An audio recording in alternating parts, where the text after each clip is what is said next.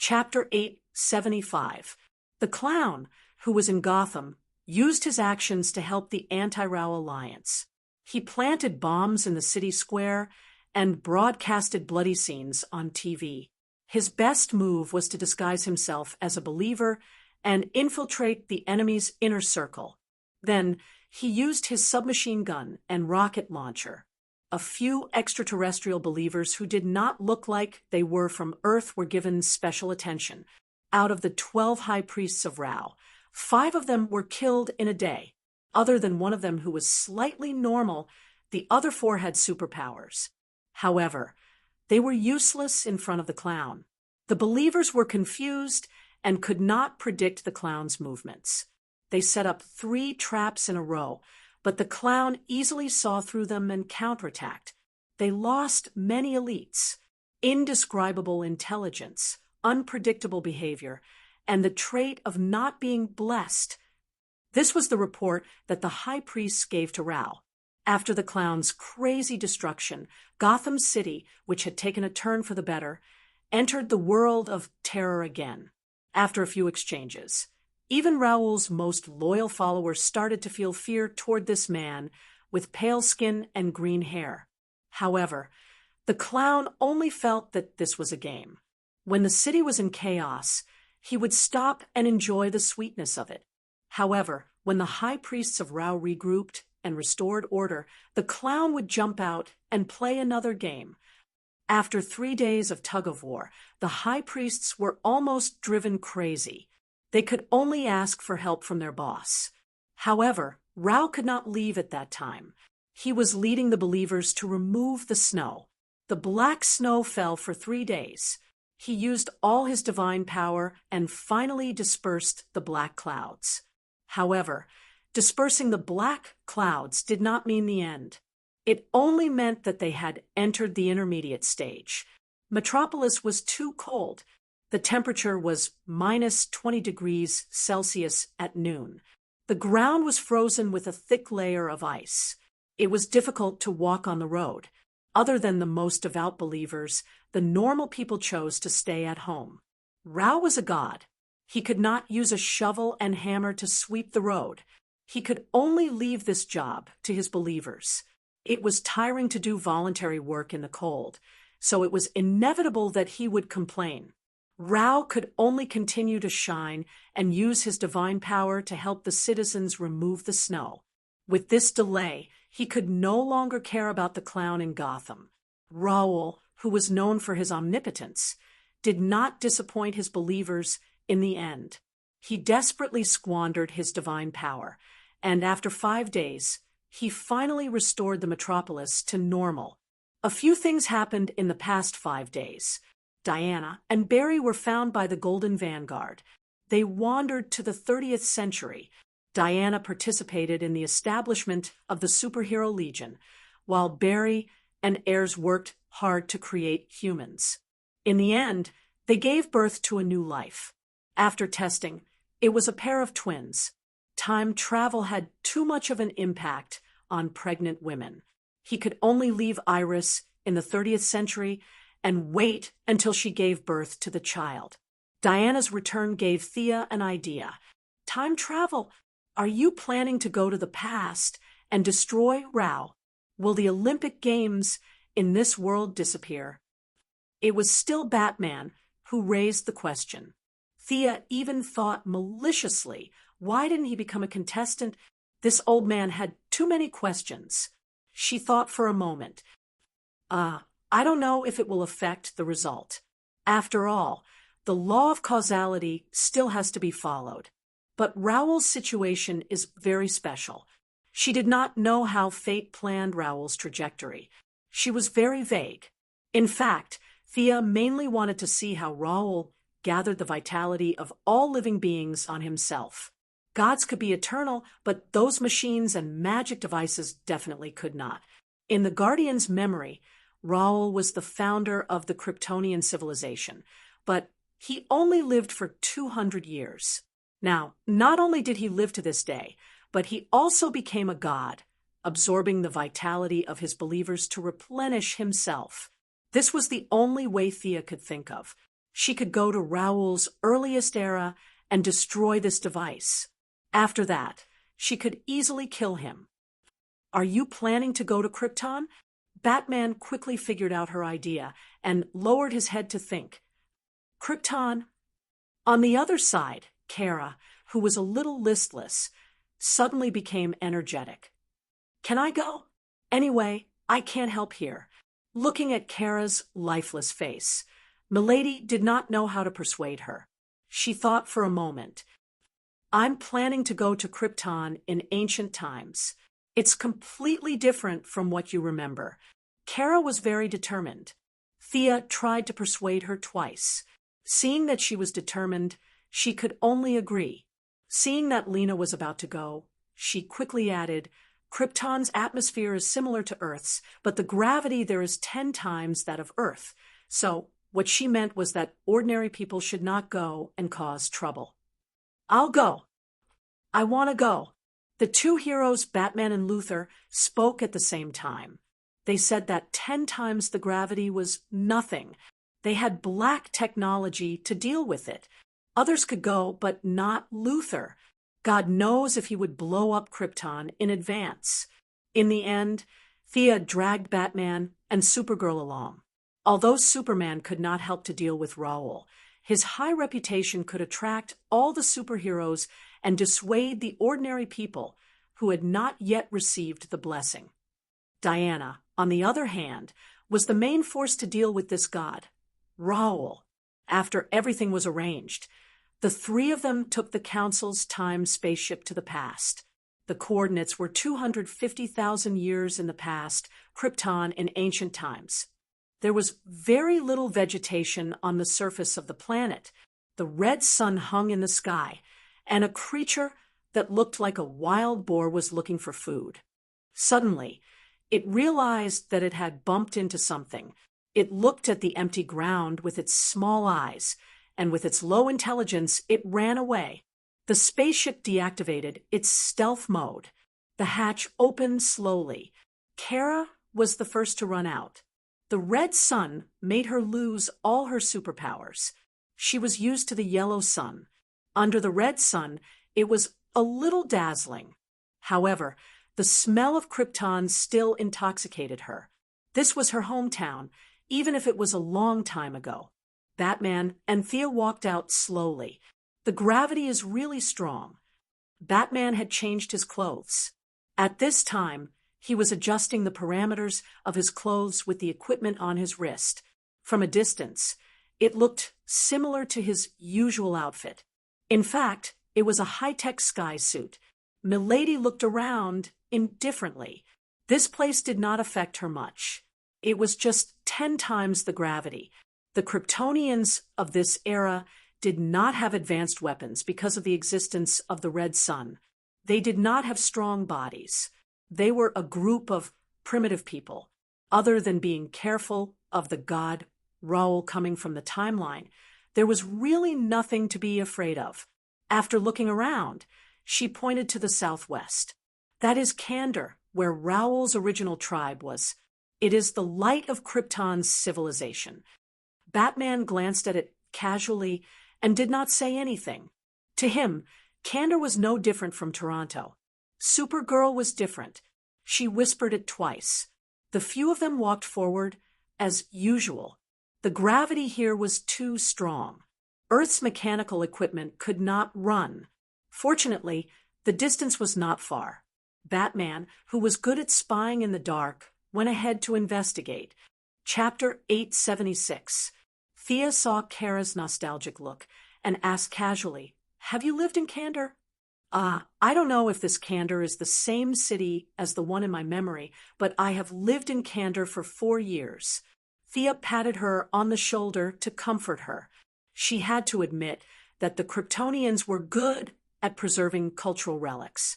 Kandor City was not a 1,000-year-old or 10,000-year-old ancient capital. It was a 250,000-year-old ancient capital. If she remembered correctly, Kandor City had been taken away by Brainiac in a glass dome before the Krypton explosion. It should still be sleeping in one of his collections. If she had the time, she could get it back.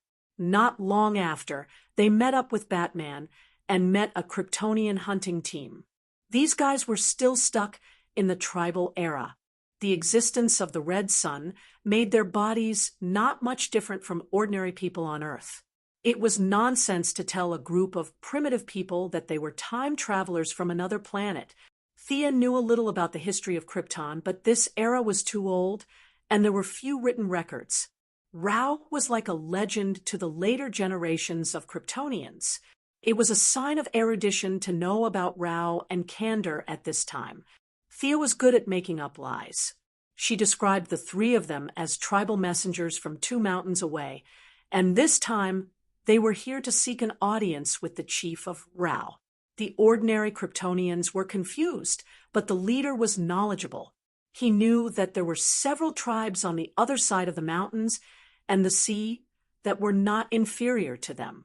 After a few simple questions, he found that Thea's Kryptonian accent was strange. He thought that she was an outsider. Seeing that there was nothing wrong with her, he happily led the 3 of them to meet the chief. There were no rules in the primitive society, and the 3 of them soon met Rao. He was a handsome middle-aged man, but his hair was mottled instead of the silver white of the future. At this time, he was not a god. He was just a wise and tired old man. "Are you looking for me?" Rao raised his head and looked at the 3 of them. He was not an ordinary guard. Even though the current situation on Krypton limited his vision, a wise man would always be wise no matter where he was. He could tell that the 3 of them were unusual. Just by looking at their temperaments, they didn't seem like people who were hungry. Furthermore, the 3 of them were wearing completely different clothes. Supergirl was wearing her uniform cloak, Batman was also wearing black clothes, and Thea was dressed very casually. However, it was precisely because of this that she looked abnormal. "Who are you?" Rao raised his voice, and the surrounding guards hurriedly ran over with their spears, ready to protect the beloved tribal leader. Although Supergirl pretended to be powerful, she was actually just an ordinary person here. Batman looked at the approaching guards and was on high alert. Thea tried to sense it. The magical elements on Krypton were extremely scarce. No wonder it developed into a technological civilization. Although there weren't many of them, there were still some. She raised her hand and raised several earth walls, separating the 4 of them from the outside world. "Are you here to kill me?" There was no fear in Rao's expression. If killing him could solve the problem on Earth, Thea would definitely kill him without hesitation. However, she found that Rao's vitality was very unstable. It seemed like it could be extinguished with a breath, but in the next second, it would be replenished by several streams of vitality.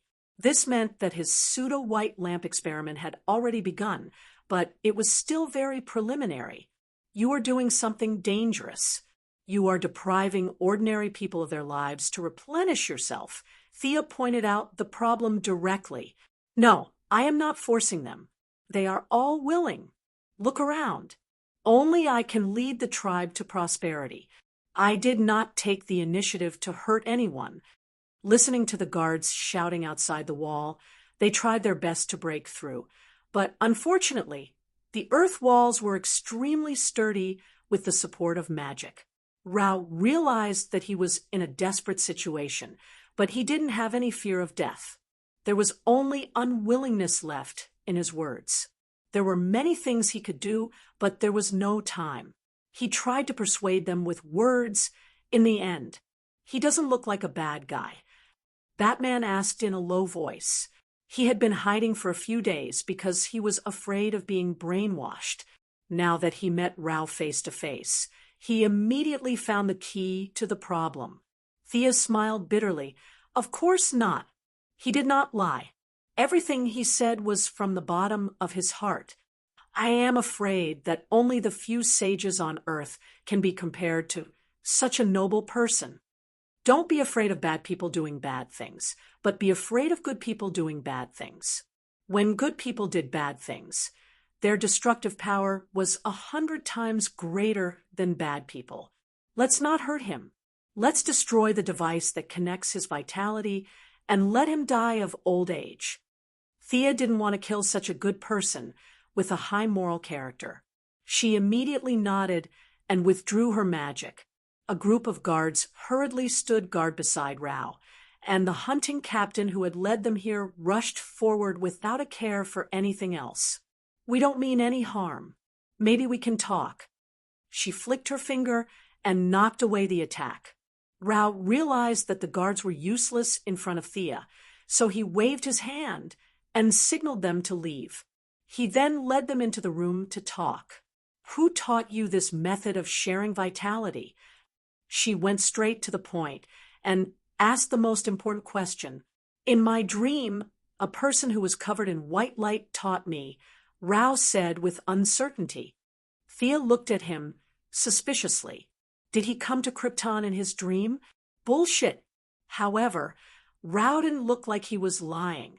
9 out of 10 people on Earth were lies, but Kryptonians didn't have the concept of lying. The future Rao must have returned to this era and taught her younger self how to use the Vitality Collection device. It was not difficult to guess. But how did this guy do it? Thea was a little confused. It was impossible for the old Golden Vanguard to meet her younger self. Her father knew that his wife was killed by the Wasteland Wolf, but he didn't go back to the past to remind her younger self. Time was very uncertain. The more one wanted to change the result, the more likely it was to make things worse. You have destroyed the tradition of freedom on Krypton. You are like a tyrant. Kara didn't say anything.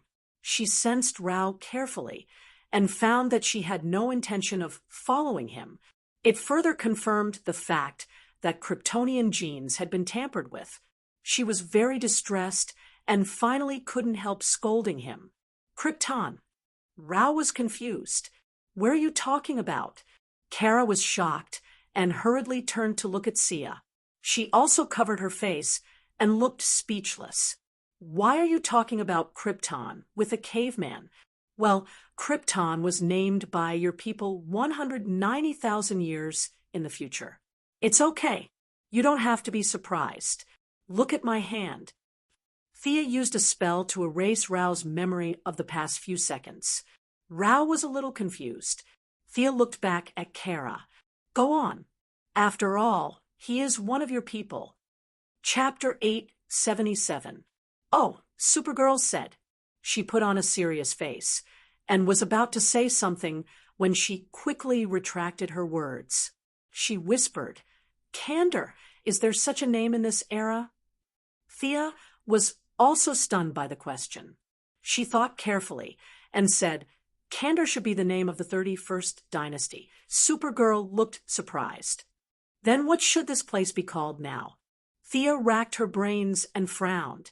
She thought for a long time, but there was nothing in the Kryptonian genetic information or the Guardian's memory. Suddenly, she realized something was wrong. How would I know? This is the history of Krypton, Kara retorted softly, but I was sent to Earth before I could learn this. So, what you mean is that I should ask the education department on Earth to set up a Kryptonian history class. You were the one who didn't study hard. Moreover, can you not add the name of the place? Without the name of the place, it won't be impressive. Rao looked at them arguing in a low voice and was a little puzzled. He only remembered that this little girl seemed to want to say something to him. Batman, on the other hand, was speechless. He liked to study the secrets of Kryptonians, but he was not interested in the history of Kryptonian. Both of you, we still have a mission. Thea was criticizing the Kryptonians for not paying attention to history, while Kara retorted that Kryptonians had specialized personnel to study history, but she obviously did not. Batman hurriedly interrupted their conversation. The two quickly stopped talking and finally decided to let Kara do the talking. That. Have you thought about what you want to build here in the future? Kara chose her words carefully, but she was too cautious. Her tone, which was supposed to be harsh, made it sound like an interview. Rao was stunned. Did this group of people come all the way here just to talk about life and ideals with him? But there was nothing he could not say. I hope that my people can get out of this predicament. The old don't have to choose a place to die. The young babies, whether strong or weak, can survive. I hope that we can walk out of this mountain. I hope that everyone can walk proudly under the sun. Rao spoke very sincerely. Even though he had done very extreme things 250,000 years later, he had not deviated from his original path. He was still helping others, even if this method seemed to be evil. I admit that your goal is noble, but your method is wrong. Why do you think only you can lead your people to prosperity? Can't others do the same? Death is equal in front of everyone. Why don't you enjoy the rare peace? To an ordinary person, Thea's words could be interpreted as "why don't you die?" But she felt that Raoul did not care about life and death. Her words sounded like a bystander advising someone to rest. Unsurprisingly, Rao was not angry. Instead, he was rather determined. This is my responsibility, the responsibility that all of my people have given me. As long as this goal is not achieved, I will not back down. They weren't afraid of death, and they weren't greedy for power.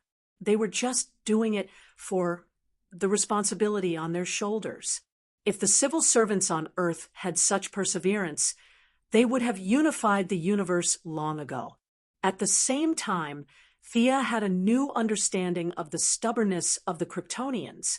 With such an ancestor, it was no wonder that the Kryptonians she had met before were so stubborn. From Zod, Fiora, Shar, Clark, Kara, and even the dog Krypton, Rao had imperceptibly influenced the Kryptonians to have an extraordinary temperament, unswerving, never giving up, and willing to bear any burden for the sake of their ideals. She had to admit that the Kryptonians were an excellent race, and Rao's influence could not be ignored. You shouldn't put your personal will above everyone else. The spirit of free choice, isn't that Krypton? A tradition here? Kara was conflicted. On the one hand, she could see Rao's great ambition, but on the other hand, she felt that it was contrary to her values. How can that be? I have always followed this will. This is the cornerstone of our development. Rao retorted without any pretense. My children, I have never deprived you of your personal will. I just need your help. Is that wrong? Another Rao walked out of the air. He had long silver hair. It was the god Rao. He followed Thea and the others and asked Kara with a sad face. The two Raos stood side by side. Whether it was Batman or Kara, they were all on guard. Thea gently pulled them back. He has not fully entered this world. This is just a projection. When the two Raos stood together in time, there was no abnormality. This made Milady look at them for a while. The way the other party traveled through time was completely different from them. In her opinion, it was a bit like the wishing spell in magic. It gathered the faith of all beings and allowed the god to move freely in the timeline. In addition, the life force that god Rao consumed for the past 250,000 years was supplied by his believers. He was fundamentally different from the original ordinary person. The life force that originally belonged to him had been exhausted. This god Rao could be said to be the aggregate of all beings with his personal will. You are me? The ancient Rao looked at the familiar stranger beside him and was a little incredulous. For your ideals, you became a god. This is what you will look like in the future. Batman introduced him. The ancient Rao looked at the person beside him. Although the appearance was the same, the temperament was completely different. It was a little cold. There was no emotion in his eyes, and there was no respect for ordinary people. This is not him. You are not me. I am you. The two old men began to argue. Kara and Batman joined in, while Milady crossed her arms and watched the show outside. Kara quickly ran out of words and was eliminated. The main force of the debate became Batman and the ancient Rao to deal with God Rao. After 250,000 years, Rao's thoughts had unknowingly deviated to the gutter. Now that he was confronting his former self, the disharmony became more and more obvious. This also sounded the alarm for her. Rao was such a noble and self-disciplined Kryptonian, but in the end, he became unrecognizable. She was an earthling with complicated thoughts and low moral standards. It was really a headache for her to keep her original heart and stick to her original heart. You will hinder my grand goal. God Rao was a little speechless. He reached out to grab his past. Thea certainly would not let him have his way.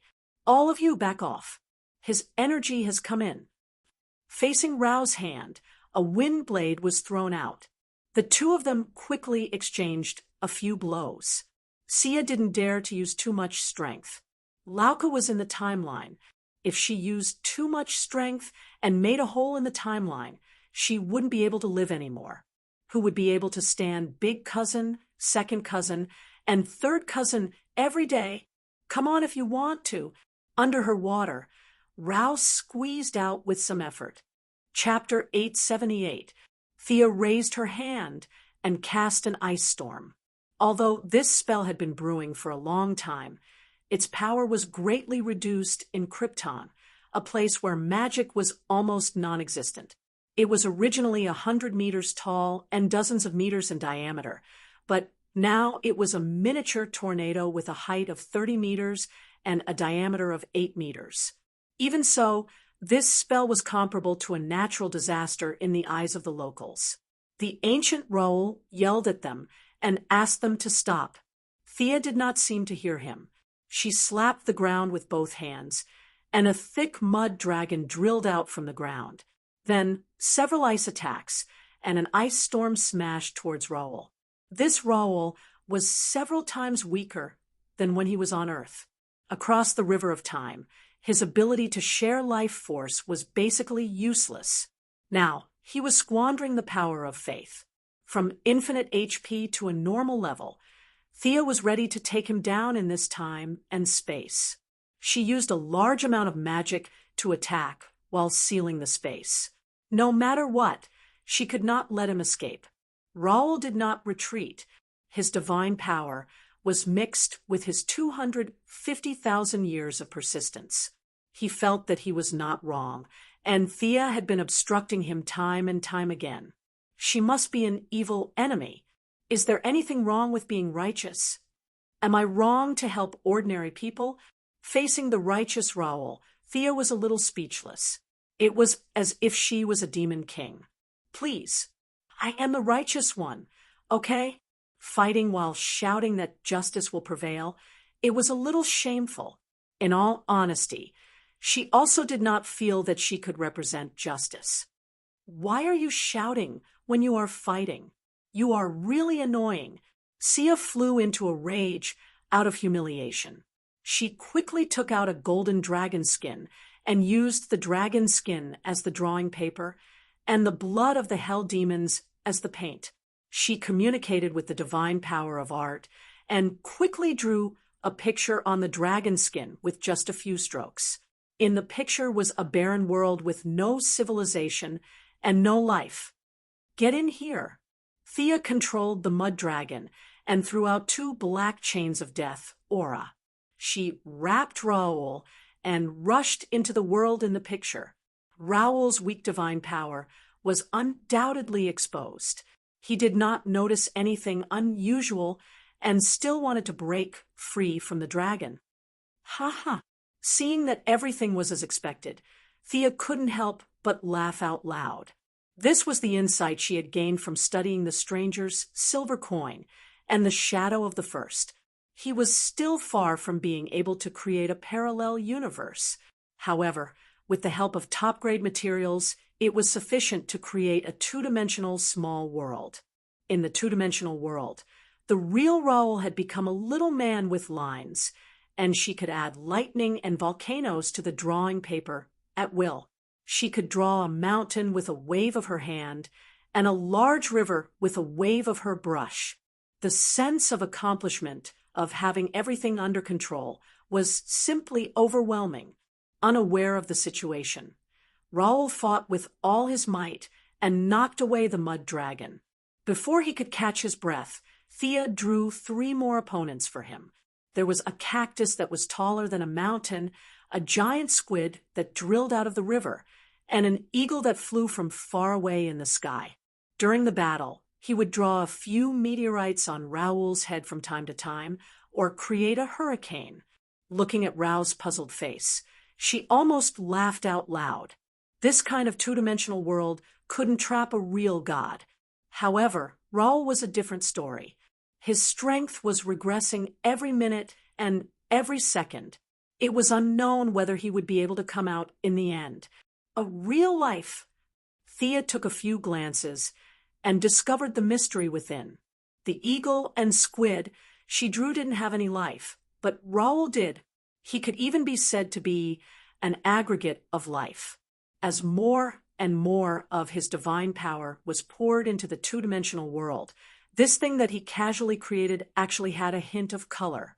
She had never spent much effort on life. This wasn't to say that it wasn't important, but it was a matter of order.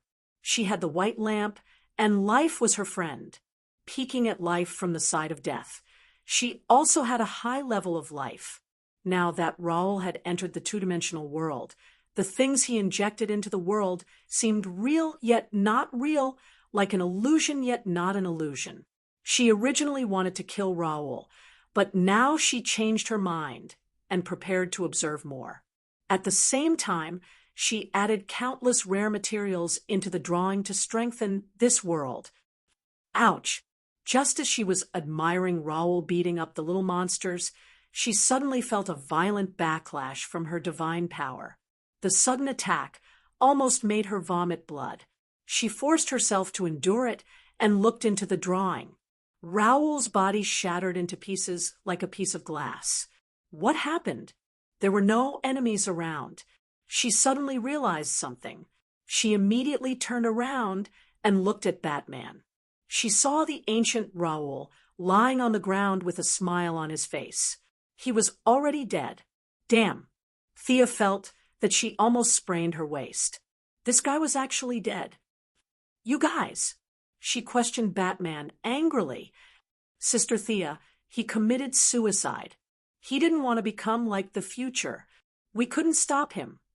Kara explained with red eyes. He was a respectable person. He turned off the life absorption device. His life had actually come to an end.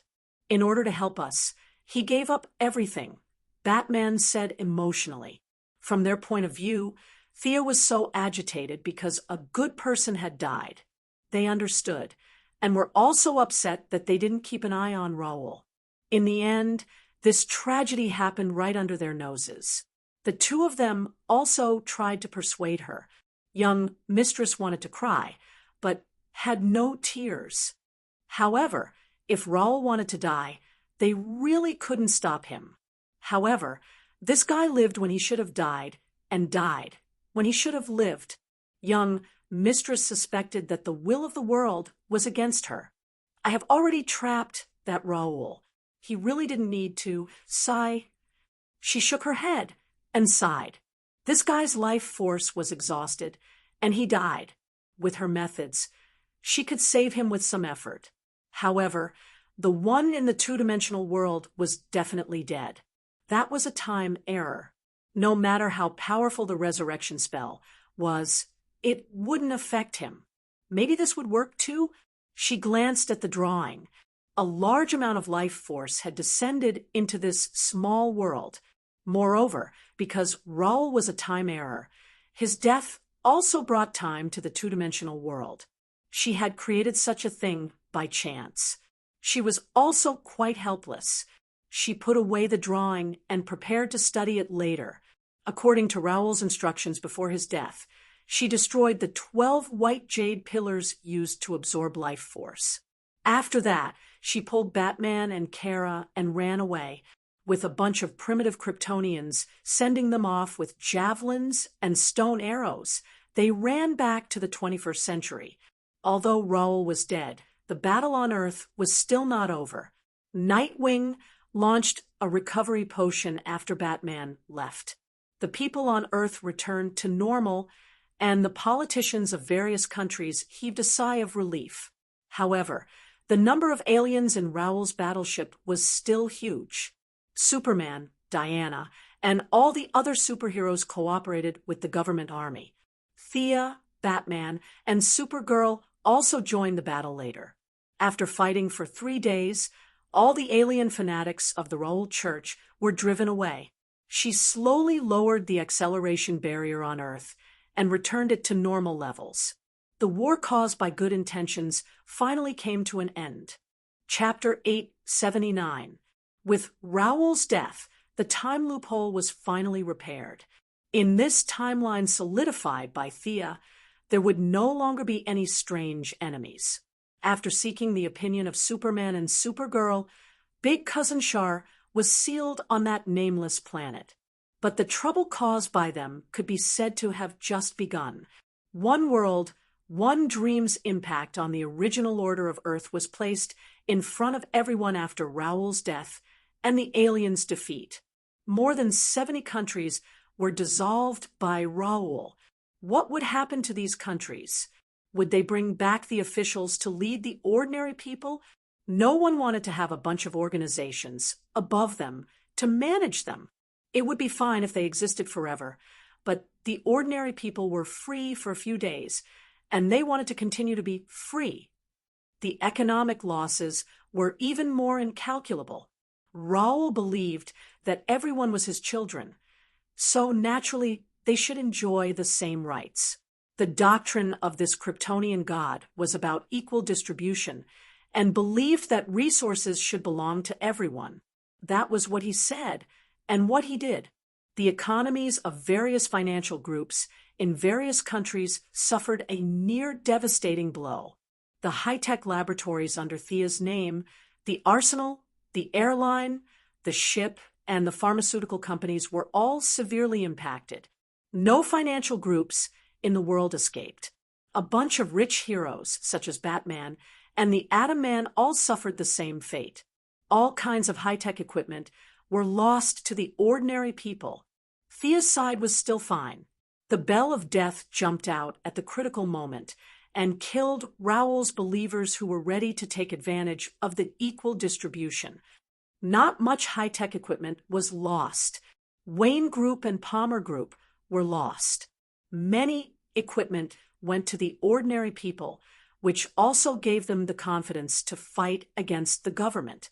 Even if he wanted to reorganize the company, he couldn't do it because many of the key people had disappeared. The report given to her by the secretary showed that the actual loss of property under her name was more than $15 billion. If the reclusive families took over the remote control companies after they withdrew, it would be more than $100 billion. This was all business, not the valuation of the stock market. Also, because the global economy took a big step backward, the loss of wealth and divine power, she hated Raoul to the core. If he was dead, she would have dragged him out and beaten him up. The global economy has been hit hard. The stock market continues to be delayed. The Federal Reserve calls on everyone to make rational judgments. All kinds of experts and professors spoke on the media, persuading the ordinary people to continue with their original lives. But how was that possible? The money from the government and the consortiums had been distributed to the citizens. If it was just one or two of them, it would still be fine. But Rao was not selfish at all. He had split the money equally. The citizens did not want to give up on the benefits that they had obtained. The government was extremely short of resources, and the conflict between the two sides could not be reconciled. No matter how powerful Thea was, no matter how good her death knell swordsmanship was, there were many technological devices that could never be recovered. If an ordinary person were to get their hands on them, they would be chopped into 8 pieces and given a new coat of paint. How would they be able to prove that it was yours? In short, it was a mess. Metropolis Hall of Justice. Batman called everyone for a meeting. It wasn't time for the meeting yet. In the past, this was the time to chat, but today, everyone was very busy. Everyone had an official identity, and no one had jumped out from the cracks of a rock. Raoul's influence was in all aspects. For example, an ordinary person like Kyle Rayner was on the phone at this time. His father's car had been divided and was now being coordinated with the insurance company. In the end, Nightwing had joined the alliance. His public identity was that of a police officer from Broodhaven. Now, he was sprawled on the table, studying the files from the past few days. Like a spring, he had been suppressed to the extreme by Raoul. When this pressure disappeared, a large number of criminal activities erupted, and he could not take it anymore. Of course, the busiest was Thea. This was her territory, and all kinds of lines were there. At the same time, she had to hold 3 video conferences to clean up the mess everywhere. Diana was also answering the phone for her. She had been working for 3 consecutive days. Other than when she had first taken over the company, she had never been so busy before. On the other side, the Flash was also writing a crime scene investigation report. He used super speed, and in a short while, the report piled up 1/2 meter high. Bro Superman was also holding a laptop and writing his own news report. When Batman entered the room, he saw that everyone in the room was busy, but he couldn't say anything because he had just finished his work. He coughed lightly. As the convener of this meeting, he was the first to speak. Raoul is not a bad person. In the Justice League Hall, Batman recounted his experiences on ancient Krypton and talked about the current topic. Raoul was dead, but he had left a lot of things on Earth. These things would not disappear because of his death. The Sahara Desert and several other deserts around the world had become fertile land. The ice in Greenland and Siberia had thawed, and the African warlords had fallen. The forbidden zone of human life was showing signs of becoming a paradise. Following that, there were a lot of social and natural problems, such as rising sea levels, sudden changes in the water cycle and ocean currents, climate change, population migration, and overcrowding at the borders of various countries. The political leaders pinched their noses to solve these social problems, and the natural problems were left to the Justice League. Can the status quo in those places be maintained? It's a good thing that the living space of human beings has been expanded. Batman asked Thea, "What do you want me to do?" "I can't do anything about it. No one cares about Siberia or Greenland, so it will naturally become cold. This is a problem of the cold air, not a problem of magic." Thea immediately retorted. Zatanna, who had now joined the Justice League, also expressed her support. It's the same for the Sahara Desert. It's been like this since 3000 AD. Planting more trees to solve the problem of desertification is the right thing to do. Raoul did turn sand into land, but as time passed, the divine power disappeared, and the original state was the same. This is a matter of science, not magic. Thea continued. She did not reject it directly. She quickly ordered her subordinates to send out drones from Cairo to investigate the Sahara Desert. The images were quickly sent back to the Justice League headquarters, and the heroes watched it. Raoul did a good job. Under his call, the Sahara Desert became fertile land. Many Africans left their homeland and went to this fertile land to start a new life. Many people in the countries around the desert tried to escape the war and migrated in this direction. The roads were crowded with pedestrians. They carried all their belongings and went to the paradise in their hearts. How long can Raoul's magic last? Superman asked. His feelings for Raoul were extremely complicated. His respect for him was still there.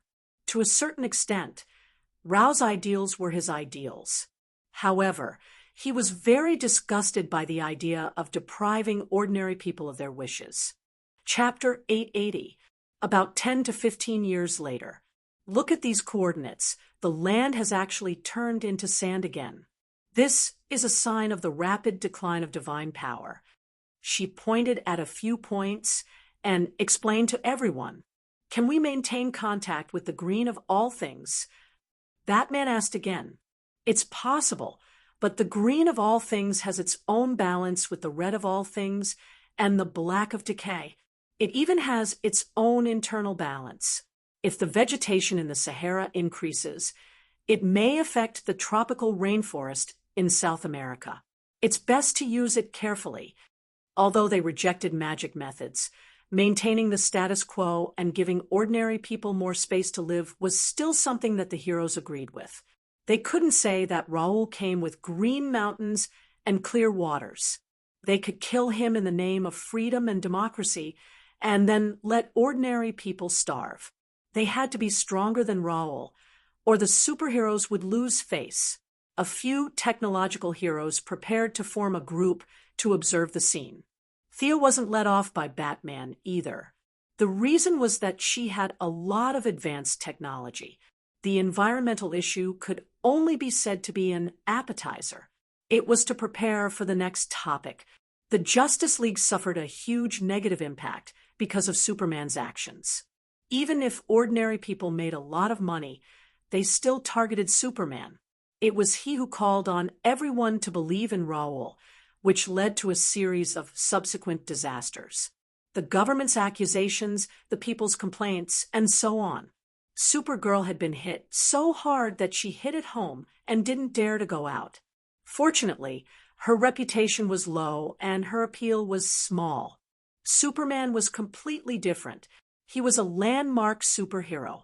He was now under huge moral pressure and could only rely on a lot of work to numb himself. Of course, the Justice League couldn't push Superman out and cut him down.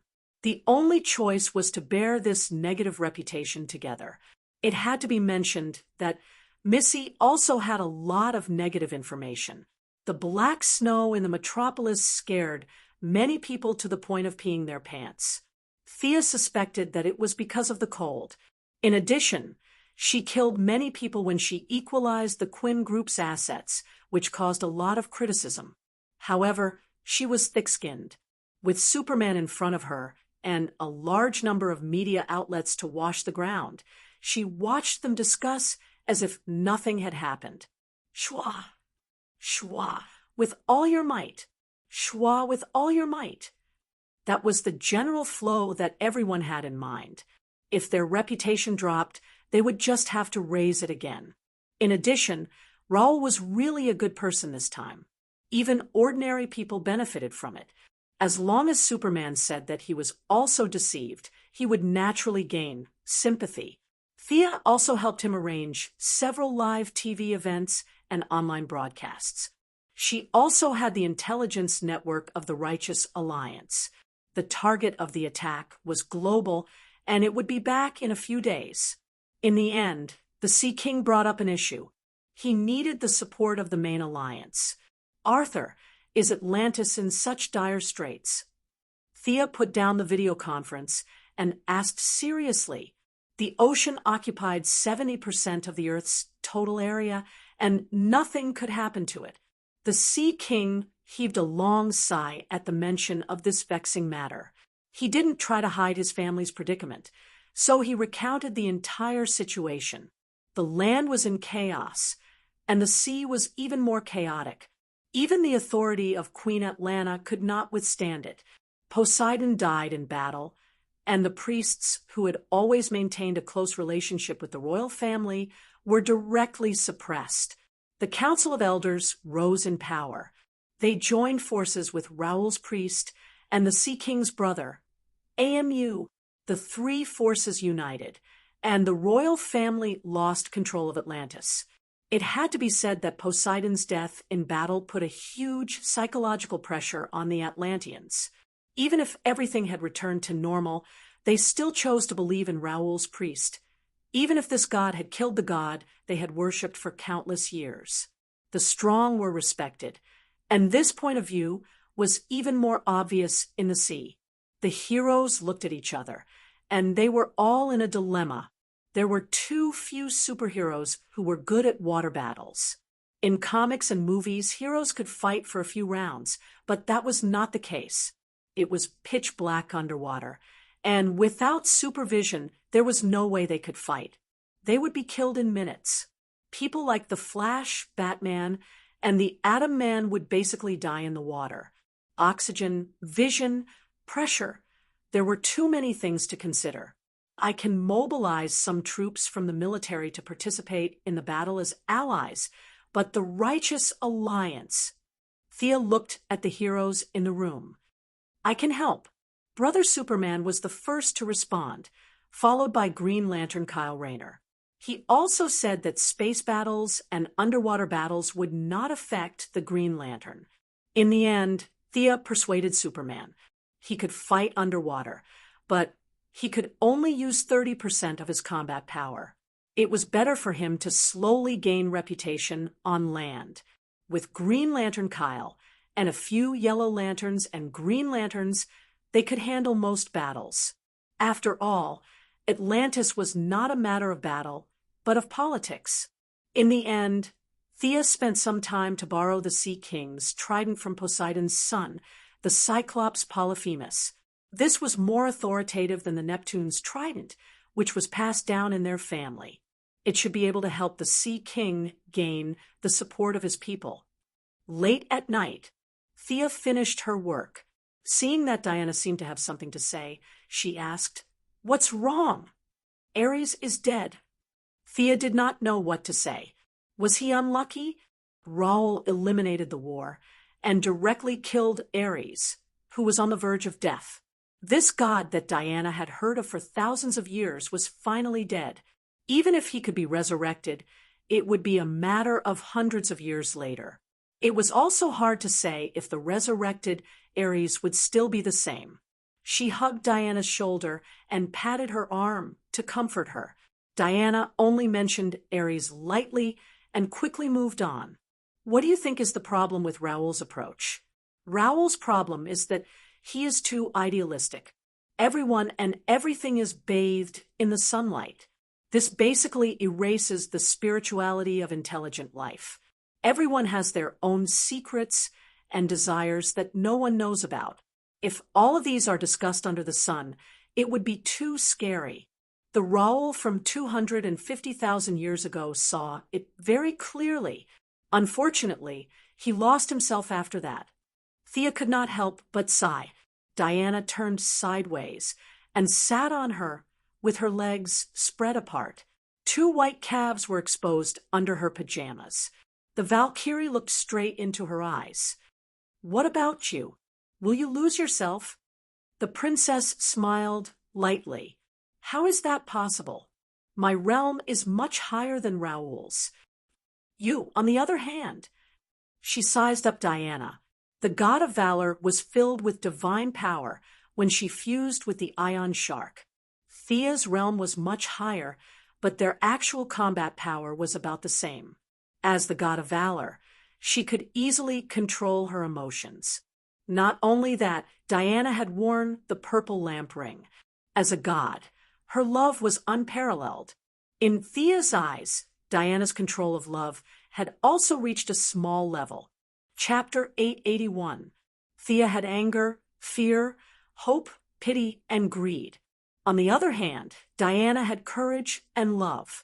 They complemented each other perfectly in order to completely control the white lamp. I also want to learn how to control love. Thea bit Diana's ears softly. Her voice was extremely soft. The god of courage said, "Bring it on. You can't be called a man if you frown." The learning process was extremely painful. In order for her to master it as soon as possible, Diana used all her strength. Love was closely related to courage.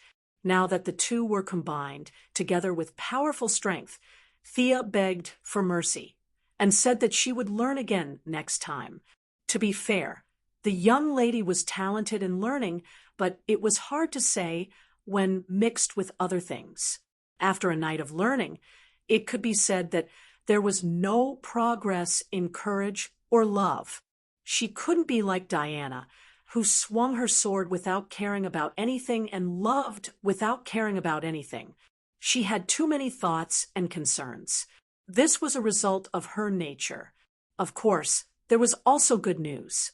As someone who had mastered 4.5 emotions, she had the courage to passively accept love. This was because emotions had a certain absorption and transformation effect. Overall, it was effective. Although the speed was slow, she should be able to master these two emotions after a long time. Of course, the prerequisite was that she had to be passive. For the white lamp, for the life of the universe, I'll let you do it for a few days.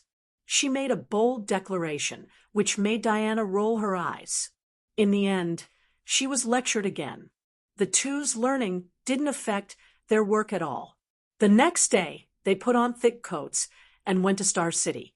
At the archery club, they had to study how to maintain the topography of the few polar regions.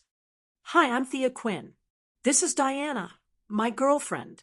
The young lady shook hands with a black man in a very stylish manner. The black man had an expression of sudden realization. Then, he smiled a little exaggeratedly.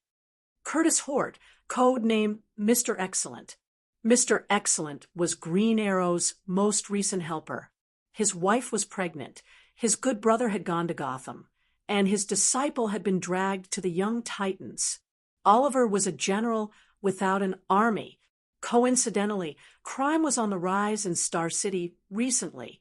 He and the young Mr. Excellent liked each other, so they formed a team to maintain law and order. The black man looked a little funny, but he was actually a very intelligent person. It was hard to tell whether the smartest person on Earth was Batman or Luthor, but there was no doubt that the third was Mr. Excellent. He had started reading the works of Einstein and Fermat at the age of 6.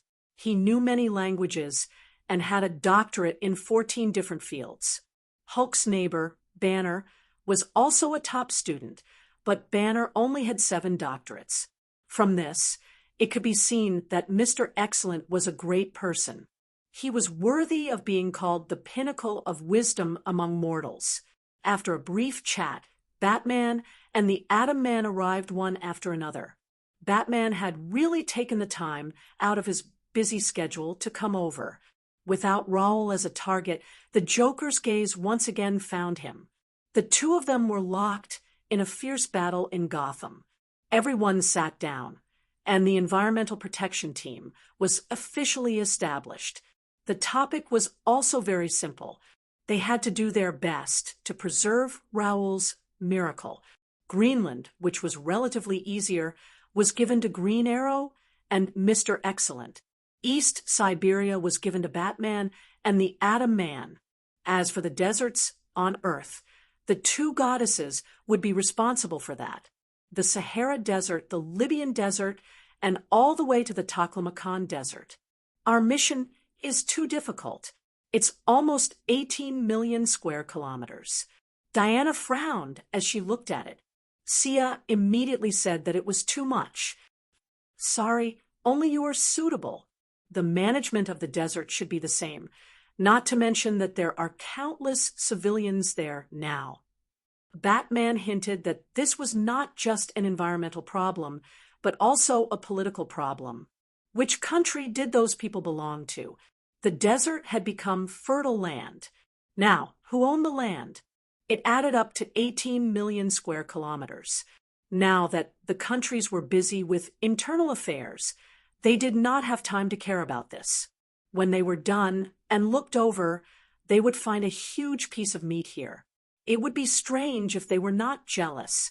The heroes needed to unify their opinions, the major countries needed to coordinate, and the small countries could not ignore them. If they were to cause any damage, it would be a disaster. No one knew what Raoul was thinking. The nuclear bombs were also evenly in the hands of the small countries. There were 15,000 nuclear warheads in the world, and now there were 5,000 in the small countries and some organizations. When Thea first heard the news, she was shocked. She quickly told Superman not to earn reputation, but to get the nuclear bombs back first. Superman did not say anything. He called the Martian hunter and Supergirl, who was eating donuts at home. The three of them were very busy, stealing and robbing, and with the information provided by many agents, they only managed to get back about 4,000 bombs. If they were not satisfied with the distribution rules, it was hard to guarantee that the small countries and organizations would not take the risk. Thea reluctantly accepted the mission. At least let's go and take a look. Brother Aziz, do you see the campsite in front? You can go to the oasis from there. Look. A man with a cunning expression gestured to the old man beside him that they had reached the place, and it was time to pay. The old man's face was weathered, and there was an obvious knife wound on his forehead. He did not wear a traditional robe. Instead, he carried a thick bag on his back and wore a pair of tattered sandals. One of his feet was red, and the other was black. One would not think of fashion when looking at this pair of shoes, because it was obvious that the old man had picked them up on the road. The old man nodded and bowed, hurriedly saying thank you for a long time. Then, he carefully took out a roll of US dollars from his backpack and handed it to the man who was leading the way. Dad, will they take us in? The boy looked at the campsite in the distance. Many guards were holding weapons and guarding the passage. The boy had seen some of the weapons before, and some of them were so high-tech that he had never even thought of them. The boy saw with his own eyes 2 cars that tried to break through the checkpoint. They were shot into powder by a huge silver gun in the hands of a guard. There was no blood, no explosion, but it was unimaginably terrifying. There was a glimmer of hope in the old man's eyes. Thank God. If we go there, we can start a new life. The boy's voice was very soft as he muttered, "It's obviously Raoul." The father and son happily paid the toll. The burly man who blocked the way searched them and did not find anything rare. He immediately gestured with his mouth to signal them to leave. The father and son's encounter was just a microcosm. Thea and Diana had already seen more than 10 sentries blocking the way as they flew over. They were not subordinate to each other. Relying on their strong bodies and the advanced weapons in their hands, they collected the money and goods of these poor people along the way. Like vampires, they took away the last bit of savings of these poor people. Damn it! Diana pulled out her sword again. The blade was still stained with blood. "Let me do it," the young lady said calmly. She raised her hand and cast an area petrification spell, turning all the burly men in the campsite into stone. Chapter 882. Raoul's oasis gave the poor people hope. The temperature was moderate, and the resources were abundant. As long as they were willing to work hard, they would reap the rewards. In addition, there was no exploitation. It was a paradise for the poor, ordinary people who could no longer live in the countries at the edge of the Sahara Desert, rushed here to start a new life. Unfortunately, they were too naive. The rate at which evil grew was far beyond their imagination. Many people who came first saw the benefits and changed their roles. They led the way, set up checkpoints, collected fees, screened, killed, and buried the bodies. It was a one-stop service. Those with benefits would be kept, and those without benefits would be released. The 2 goddesses walked by and killed more people than they could kill. They could control the heavens and the earth, but they could not control the hearts of people. Perhaps Raoul did not intend to take away the freedom of intelligent life in the beginning. Thea sighed. Other than mental control and brainwashing, she really did not know of any better way to let ordinary people benefit instead of being exploited. No matter how beautiful the wish was, it would become unrecognizable in the end. The 2 of them flew around the original desert and now the paradise. In just a few days, people with motorized vehicles had already entered the depths of the oasis. They looked more like opportunists than survivors. The father and son from before could only rely on their own 2 feet to move forward. These people are so unscrupulous. Diana looked at a convoy of cars, driving hundreds of ordinary people away like slaves. Dozens of fully armed men were laughing loudly with weapons in their hands. The dust raised by the vehicles was like an earth dragon. The only difference between suffering and happiness was whether or not they had weapons in their hands. Anarchism. Those who have weapons in their hands will naturally put themselves in the position of the leader. Then they will gather the refugees, expand their own team, build a camp, and then fight with other camps to determine the final victor. Thea talked to herself. The 2 women's faces were not looking good. Then what should we do? Just wait. Diana had been in human society for 100 years and had studied many political systems. Although they were all theories on paper, she still had some basic knowledge. This, Thea wanted to say, to defeat the evil people and give the good people weapons to maintain order. However, when she thought of human nature, she hesitated. Once power was in hand, the good people would also become evil. They might even be worse than these people now. Let me think about it. Let's observe for a while longer. They looked at several desert areas and discussed countermeasures with Green Arrow, Batman, and the others. This problem existed in several places. In the beginning, establishing order required bloodshed. Later on, development required bloodshed. In the end, fighting against other countries required even more bloodshed. If he had the mindset that it was better to avoid unnecessary trouble, he could have directly dispersed Raoul's divine power and restored this place to its original state. This would have prevented many conflicts. But the heroes did not want to do it. Oliver and Diana were determined to persevere. The slightly lazy young mistress could only be forcefully pulled by the heroes to think of ideas. There was no doubt that Raoul had encountered these problems in the beginning. In the past 250,000 years, there were trillions of intelligent life forms. Not all of them were Kryptonians. In the beginning, Raoul might have thought of various ways to resist greed and reduce conflict, but all his efforts were in vain. In the end, he could only play the simple and crude game of changing a small part of the brain of an intelligent being, making them worship him and obey his orders. It was not convenient for Thea to do so, so she could only ponder on it. She deliberated her words. First of all, we can't appear directly. If it has to be a superhero, Mr. Excellent can do it.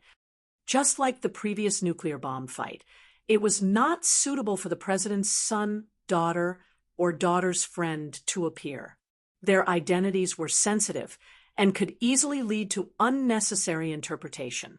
It was the same for the current political system. Batman was not suitable either. He was too busy and had too much prestige. Mr. Excellent was very suitable. He was not famous, smart, and black. Me alone? The black man on the video link opened his mouth wide and was a little surprised. Thea wanted to say, yes, that's right. But she knew it was unrealistic. Let's talk to the young Titan and see if they can help. It should not be too sensitive for the half-grown children to do this. Their eyes lit up.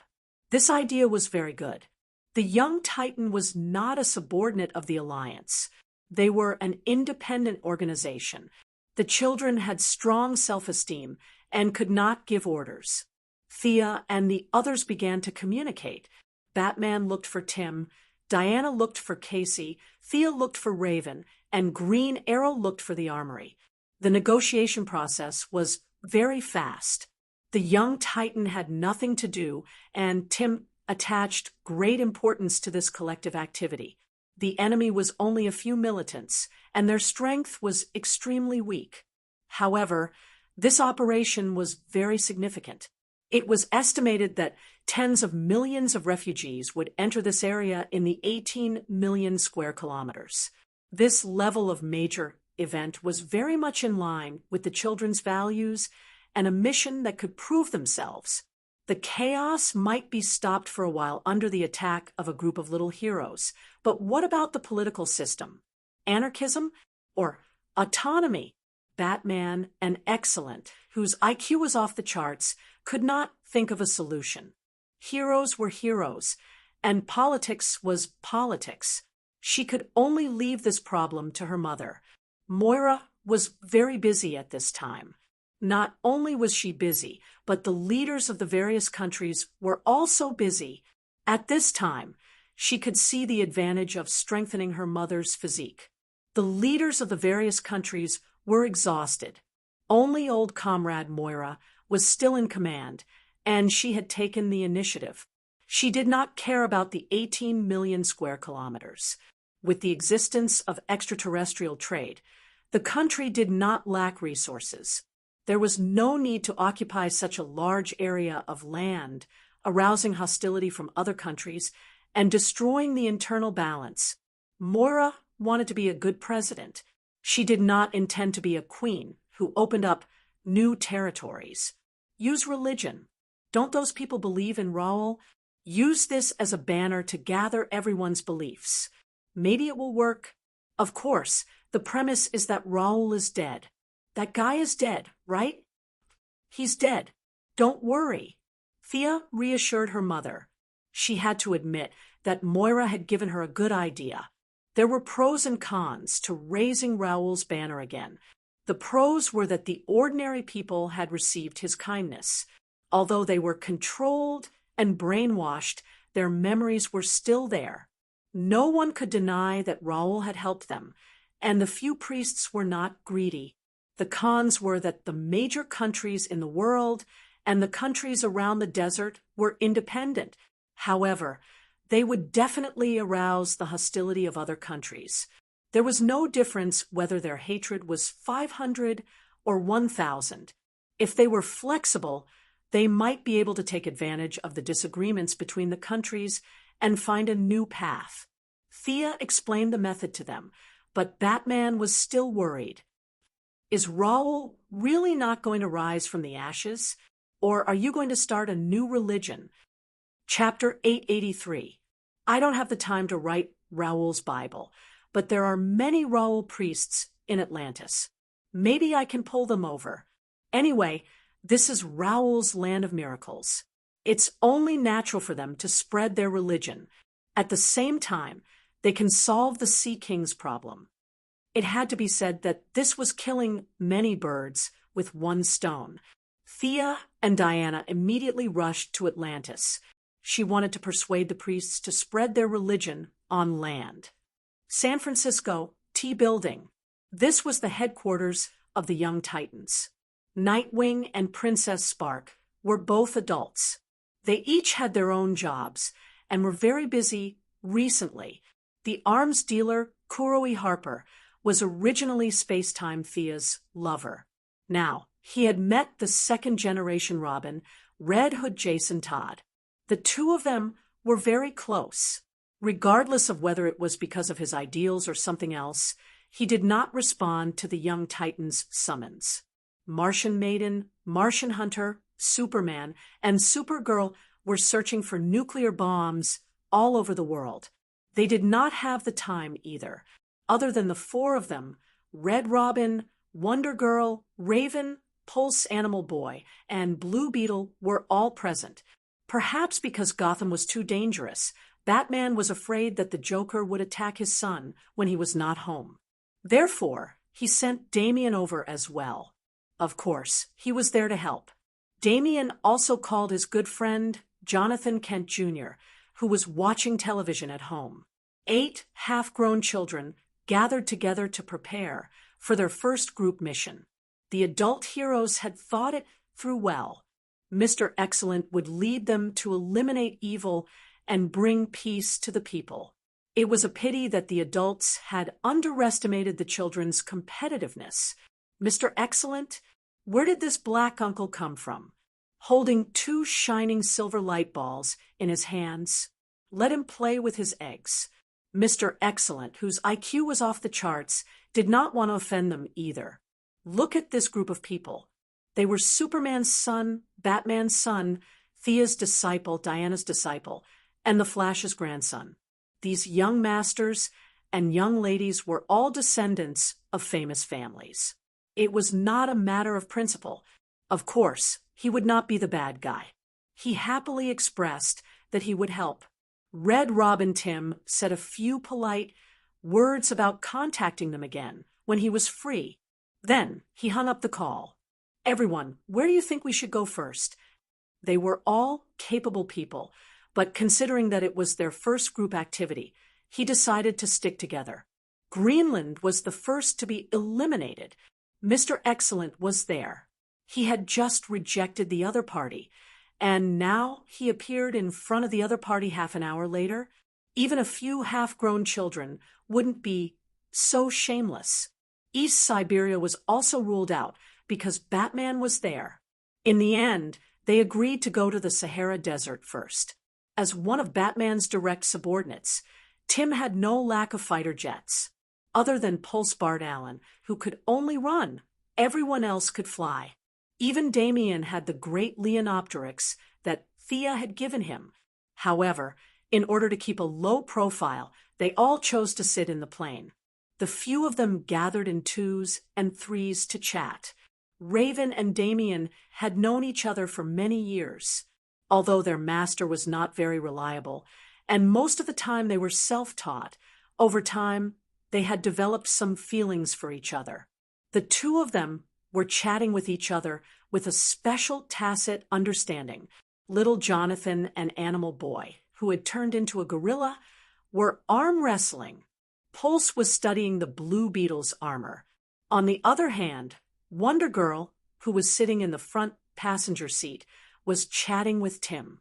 Looking at the vast expanse of greenery on the land, she couldn't help but exclaim, "This place has changed a lot."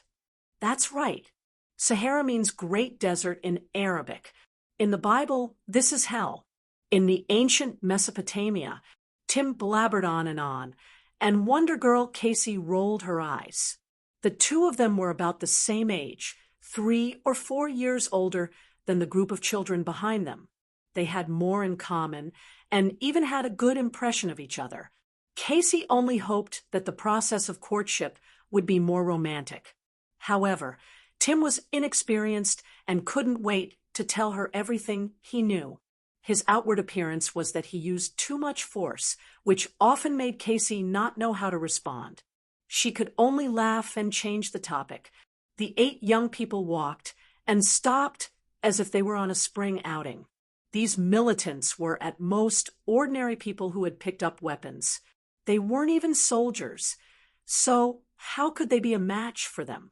They destroyed 3 camps easily and liberated hundreds of refugees.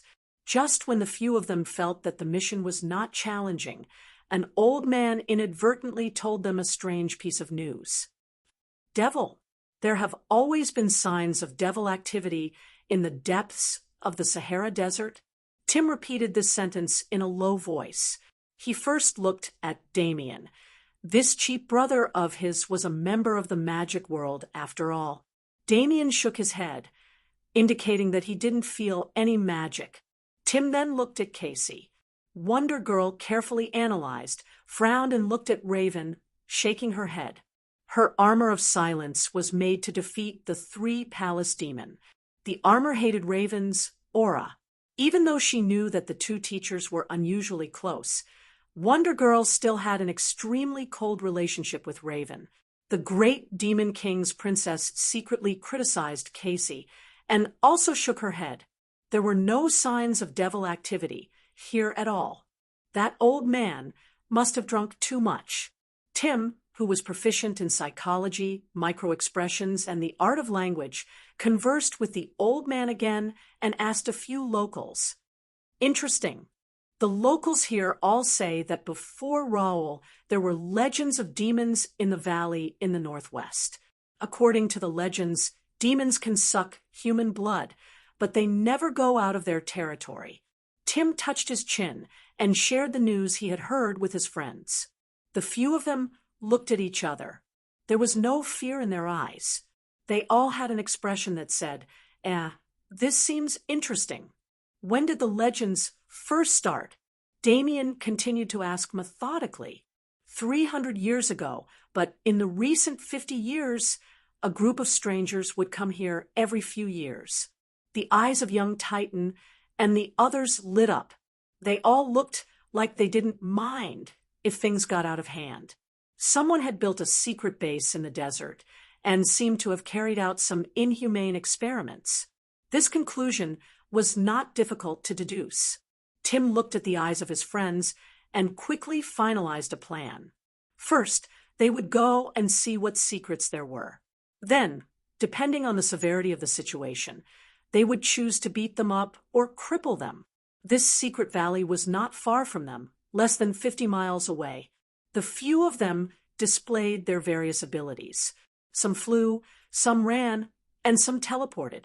They all stopped at the outermost periphery. There were no devils in the valley at all. There were only tents everywhere. According to the number of tents, there should be no less than 500 people. Similarly, there were refugees everywhere and dozens of gunmen. It was no different from the thugs' camp that young Titan had dealt with before. There are no infrared rays, no drones, and no satellites above our heads. Tim quickly checked again. Chapter 884. After all, they were all descendants of famous families, so they did not rush over recklessly. Little Jonathan's supervision was sometimes ineffective, so Tim had no choice but to send Animal Boy to transform into an eagle and investigate. Very normal refugees, armed with guns. They're no different from the enemies we've dealt with before. Animal Boy scouted around and quickly flew back to report. Tim hesitated for a moment before deciding to attack. Even if there was trouble, he felt that his team was enough to deal with it. He made a gesture and charged forward. He knocked down a burly man with an elbow. On the other side, Casey, Bart Allen, and the rest attacked one after another. The resistance of the camp was extremely weak. Tim analyzed the strength of the enemy as he fought. He felt that there was something wrong, but it was not fake that the enemy was defeated so easily. He could only think that he was being overly cautious. A very weak enemy. The legends are most likely fake. Damien knocked down the last burly man, and the refugees knelt on the ground. He did not like the atmosphere here, so he suggested that they continue walking. The few young heroes did not like being bowed to either, so they avoided him. At this moment, Tim saw a middle-aged woman in the crowd looking at him with a faint smile. She had triangular eyes, high cheekbones, and very tight skin on her face. She was completely different from the locals. He was just about to shout that there was something wrong here when he saw the middle-aged woman put on a mask and throw out a smoke bomb. As she exploded, another 4 people stood up in the crowd. They also put on masks and raised their arms. The smoke was as light as a veil, and there seemed to be countless whales within it. It was ethereal and fatal. Tim was just about to shout for the poisonous smoke when he realized that his tenacious will had been destroyed in an instant. He fell to the ground in a daze. The last thought he had before he fainted was, "What kind of smoke is this?" It has such a strong effect. As he fell to the ground, the young Titans and the ordinary people in the camp also fell to the ground. Casey's body flashed with a red light, but he fell to the ground in less than 2 seconds. The only exceptions were Damien and Raven. Their super long-distance teleportation gems were triggered, and they disappeared into the horizon at the same time. The middle-aged woman did not have any means to chase after them. She could only clench her fists in hatred. The poisonous smoke did not recognize her. She would fall if she took off her mask. After waiting for a while, she opened the mechanism on the other side, revealing a winding passage that led downwards. He called out to his subordinates, and they carried the few young Titans to the underground. "Young Master Damien, wake up!" Damien heard the old butler Foo's voice while he was unconscious. He didn't know how long it took for him to open his eyes. Did he return to the bat cave? The familiar surroundings seemed to be telling him that the previous scene was a dream. He tried his best to control his thoughts and pull his attention back to the present. Finally, he managed to suppress the discomfort. They had been plotted against. Perhaps the old man who told them about the demon was part of the conspiracy? How despicable! Damien gritted his teeth and touched his neck. The teleportation gem had turned into powder. He finally understood the reason. How long have I been back? Damien asked the old butler. 13 minutes. Your teleportation spell was blocked outside the cave. I carried you in. Should I inform Master? Don't. I'll take care of it myself. Damien refused without even thinking about it, summoning his own father. When he couldn't beat him, he would rather die than do such a thing. Raven, thinking that he could teleport, the big lowly was most likely teleported away as well. He hurriedly used the equipment in the bat cave to contact Raven. As expected, she had also escaped. Raven's magic resistance was much higher than his. Even though Damien was injected with a bunch of antidotes by the old butler, he was still a little dazed. Raven, on the other hand, was fine. However, the Demon King's princess was furious. She could tolerate the stranger's plot.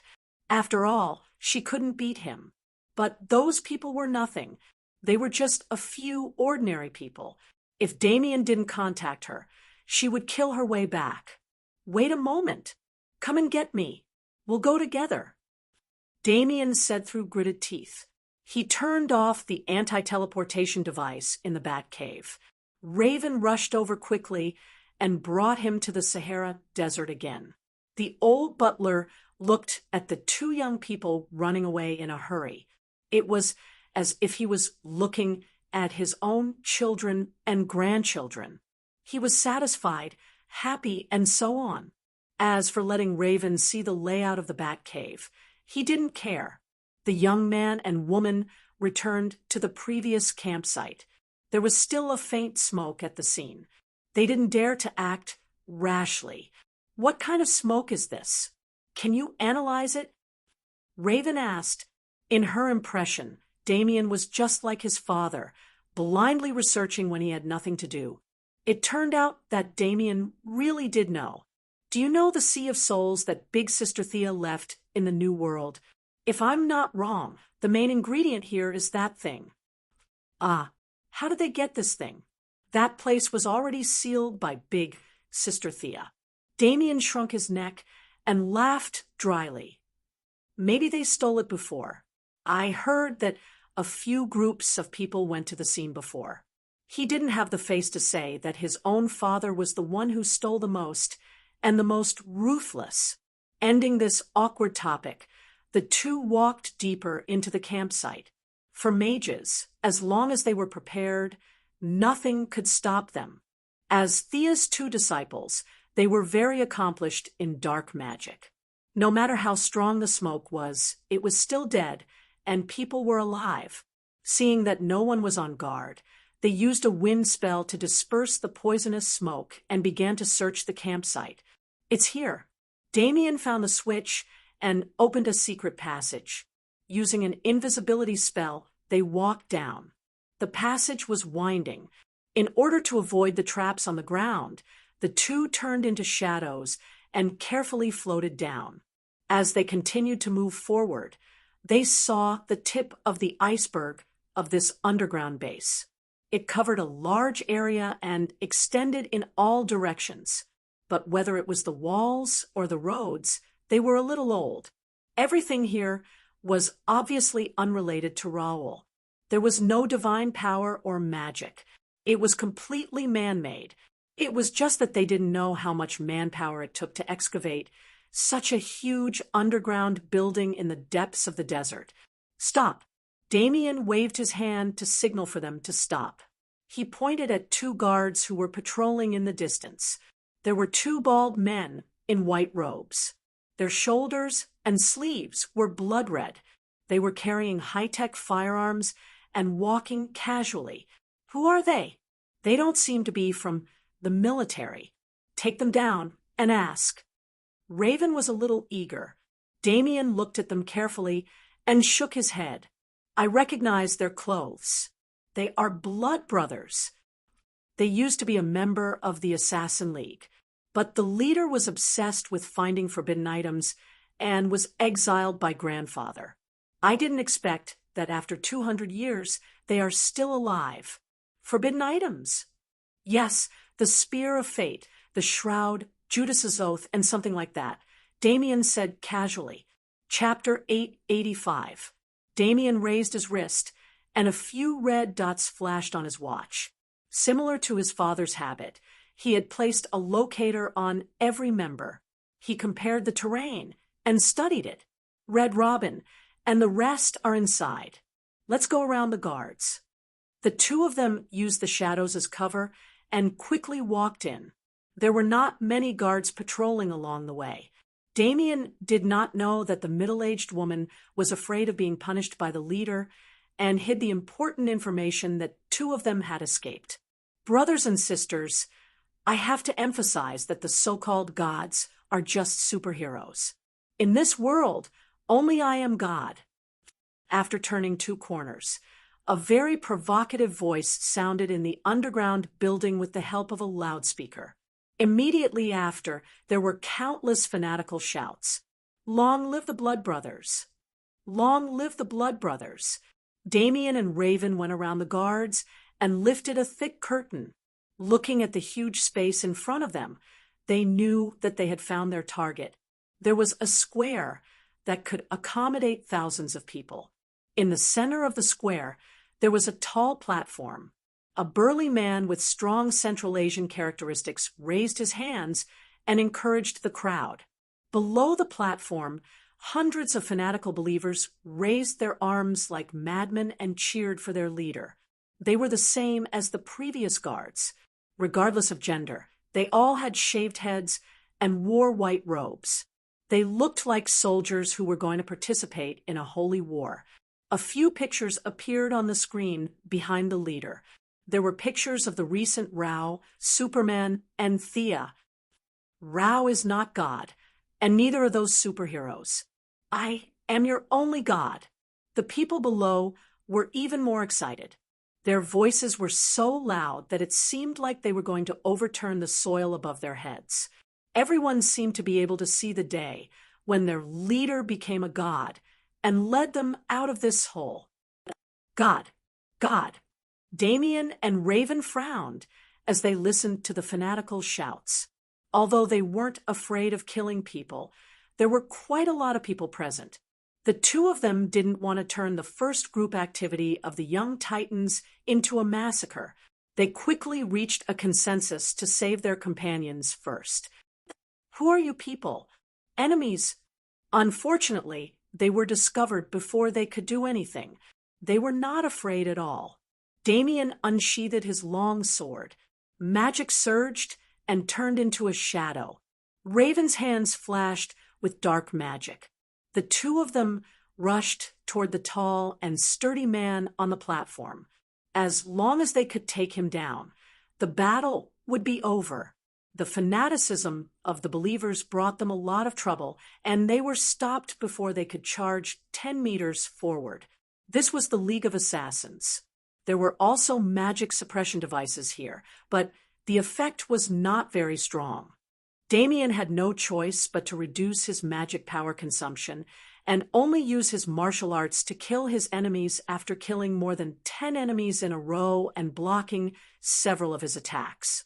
Raven, on the other hand, had not yet recovered to her peak state because she had mobilized her bloodline power during the Dark Night. She could only use spells like shadow bullets and shadow arrows to kill her enemies. It had to be said that their attacks were quite sharp, and the disciples' counterattacks were also quite impressive. Countless high-tech devices were scattered among the people, and an organization like the Blood Brothers naturally seized the opportunity to seize many things. Quantized cages, atomized rays, and all kinds of strange weapons were taken out. The two young men were a little flustered for a moment. Quick, activate it. Why are you in a daze? The leader ordered the middle-aged woman beside him. The middle-aged woman was now wearing a priest's robe, which was very different from the previous refugee's outfit. When she first saw Damien and Raven, she was very nervous, not reporting it was a serious crime in the church. The key was that she was not alone in this ambush. There were a few people who knew about it, and they probably thought that she had reported it. She was not a fanatical believer, nor was she the leader waiting to become a god. To her, enjoying wealth was far better than becoming a god. As the leader's assistant, her first reaction was to hide it. Now that she could not hide it anymore, she thought of shirking the responsibility. The leader did not know what she was thinking, seeing that she was still in a daze, and in these few seconds Damien and Raven rushed a few more steps. He had to urge the middle-aged woman again. Although the middle-aged woman did not think much of becoming a god, she did not dare to resist the leader. After all, this guy bathed in human blood every day. It was said that he had lived for 200 years, and his deterrence was not ordinary. She focused her attention on her hand and quickly operated the control panel. Following her command, a huge machine rose from the bottom of the platform. The machine was more than 5 meters tall and 10 meters long. It had a sci-fi feel, and a young titan was tied to each of its 5 mechanical arms. Apart from Tim, who was an ordinary person, little Jonathan, Bart Allen, Blue Beetle Animal Boy, and Wonder Girl were all tied up as the metal probes pierced into their bodies. A few types of energy of different attributes began to gather in the middle. Ha! The leader was like a madman. He sat in the middle of the machine and guided the energy of different attributes into his body. If Thea was here, she would definitely complain. Little Jonathan and Bart Allen were understandable. Kryptonians and the power of speed, and Animal Boy's superpower could also be considered a superpower. But Blue Beetle and Wonder Girl, one was an alien technology and the other was an ancient armor. Was it really okay to just grab their eyebrows and noses? The leader of the Blood Brothers would answer her. Yes, everything is possible. Ah, ha, ugh. The leader of the Blood Brothers roared as if he was constipated. Perhaps he shouted a little too loudly, or perhaps it was too painful to extract energy, but the children slowly woke up. Bastard! Wonder Girl also had a bit of Diana's temper. She gritted her teeth, blue veins popped out on her forehead, and her arms exerted the strength of 1,000 pounds to break free. On the other side, little Jonathan was also struggling hard. The middle-aged woman controlled the machine, and several powerful electric currents struck out. She wanted to knock them out. Once they didn't faint. Again, they didn't faint. The power output was at the maximum, and the children resisted more and more strongly. Increase the extraction power. The leader roared at her. The middle-aged woman hurriedly turned the control to the maximum. For a moment, several types of energy madly mixed, and the 6 children screamed in unison. Damien and Raven naturally wouldn't sit back and watch their friends suffer. All kinds of darts, bombs, and shadow arrows flew at the leader. The believers blocked with their flesh and blood. Within a 5-meter radius in front of the leader, a large number of corpses had fallen, and blood flowed on the ground. Damn it! Raven wanted to use the power of blood to force a way out, but she was afraid that she would completely lose control and become a pure demon, so she hesitated for a moment. Fortunately, at the critical moment, Tim flew out from the side passage like a big bird and swept over the believers' heads at high speed. Tim was definitely not happy at this moment. These guys dared to ignore him. They tied him up with a rope and threw him aside, then left him alone. The main reason for the difference in treatment was that he didn't have any superpowers. As the leader of the young Titans, Even though he was self-proclaimed, he still suffered 1,000 insults. His uncle could endure, but his aunt could not. Once he was free, he would teach his blood brothers a lesson. Chapter 886. Tim's glider was made of a rare metal in the universe. It was light and sharp, and when it flew past Wonder Girl, it cut off the connection to the equipment with 2 light slashes.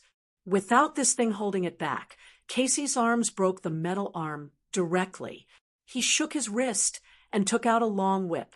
With the power of thunder, he whipped it at Bart Allen, who was at the top of the machine. After Pulse Boy escaped, he rescued Blue Beetle.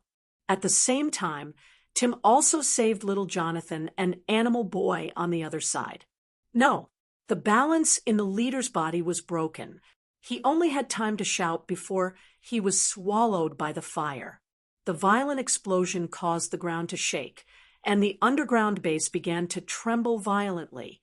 A huge amount of soil fell from the sky, revealing the prelude to the imminent destruction. The middle-aged woman screamed and ran away. The fanatical and brainless believers had been killed by Damian Raven. The rest of them only wanted to make a fortune and enjoy themselves. Now that the base was about to collapse, they couldn't care less about the children. All of them scrambled to run out. "I am your god. Come back and worship me." The bald leader walked out of the fire. The Kryptonian cells had strengthened his body. The fire on his body gradually extinguished. The parts that flew out from the center of the explosion hit his body, making muffled sounds. His face was charred, and half of his flashy robe was burned. From afar, he looked like a refugee. However, the leader of the Blood Brothers didn't care at all. Several electric lights flashed under his feet. It was the power of Bart Allen's speed. A few believers who were about to run out of the square were killed by him. He stretched his hand to his mouth and licked the blood. His dignified face now looked like a devil. "You little brats, you are lucky to see the birth of a true god." "Ha ha!" The leader laughed heartily. He raised his right hand, trying to imitate Blue Beetle's energy cannon. Unfortunately, no matter how hard he tried, he couldn't move it at all. He cursed silently. He didn't know that Blue Beetle's ability was a product of the Zerg's technology. He thought that there was a problem with his high-tech equipment. He couldn't imitate Wonder Girl's ability either. He had no choice but to use Animal Boy's ability. The leader of the Blood Brothers extended his limbs, and his bones grew rapidly. From a height of 9 meters, the leader of the Blood Brothers turned into a 2-meter-tall demon covered in green fur. "It's nothing. His strength is declining." Raven was the first to see through the situation. She raised her hand and shot out a shadow arrow. The rest of his companions attacked ferociously. Little Jonathan was so angry that he was like a little lion, and his attacks were especially fierce. On the other hand, the leader was getting dizzy from the power of God's speed. High-speed movements were not easy to control, not to mention that this was a temporary version. His speed was decreasing with every second, so it was even more difficult to control. Bart Allen easily overtook him, but he didn't have any means of attack. All he could do was run behind him and give him a hard kick. The leader fell and rolled on the ground, dizzy. Before he could stand up, he was tied up by Casey's lasso. The Animal Boy turned into an elephant and sat on him. Seeing that he was still struggling, little Jonathan went up and punched him again, knocking out the weakling who claimed to be a god. "Let's go. It's going to collapse." Raven pulled Damian, who ran out of the leader's room with a small bag on his back. Together with a few of his companions, they teleported to the ground. They were waiting outside, and when they came out, they knocked out the others and captured more than 300 people. The leader was naturally the middle-aged woman who threw the poisonous smoke and captured them for experiments. Tim gave her a good beating, and the middle-aged woman was crying for her parents. Knowing that there were more than 200 people escaping from the other side, the young Titan split into two groups. Damien and Raven stayed behind to watch over the captives, and Tim led the rest to chase after them. This guy has become an idiot. Raven checked the leader of the Blood Brothers that she had brought out. Many types of energy of different attributes had converged in his body. This kind of thing was similar to suicide in her opinion. She didn't know how this guy's brain was so big that he came up with such a whimsical idea. Miraculously, he actually succeeded. Hey, what did you get in the end? Damien didn't participate in the battle at the last moment. Instead, he brought out a lot of things to collect information about the enemy. Perhaps this was Batman's tradition. A few sharp-eyed people saw it, but other than Raven, no one asked. Let me see. Damien took out the items one by one from his backpack. It's fake. Raven threw away a dirty rag. Is this a shroud? Are you kidding me? This is fake too. She threw away a wooden stick. Is this the Spear of Fate? I don't read much, so don't lie to me. Oh, this seems a little different. The big lowly took a piece of worn-out parchment and looked at it again and again. She wasn't very sure. What's this? This piece of paper contains incomparably heavy sins. I've only seen it on one person. Who? Judas. Raven hesitated and didn't say stranger. Instead, she used an even more ancient title. Damien's face was sticky. But now that there were magic and gods, one more Judas was nothing. He waved his hand, indicating that she could take it if she needed it. Raven was a little conflicted. This piece of paper was filled with power, but she couldn't use it. Or, rather, no one could use it. This was equivalent to a special item in a game with a cool name, but its effects were all question marks. It was impossible to return it directly to stranger. The big lowly was not an ordinary person who held grudges. After thinking about it, it was a little dangerous to keep it in her hands. If she knew that she had an item of this level, Ghost Father 3 Gong demons might come to Earth in their true form. She might not be able to deal with it in the original space-time, so she could only find a place to bury it. Now, there was a good place to bury it. She sensed Thea's location, and a portal opened. She threw the parchment into it. After thinking about it, she sent a voiceover and explained the ins and outs of the incident. Missy and Diana had just left Atlantis. They were having a great time communicating with a few Rao priests. A few aliens with superpowers were no match for them at all. They used both the carrot and the stick and finally agreed to go to the oasis to spread the gospel of Rao. After taking 2 steps out of the sea, the portal opened in front of her. The parchment and a voice fell out at the same time.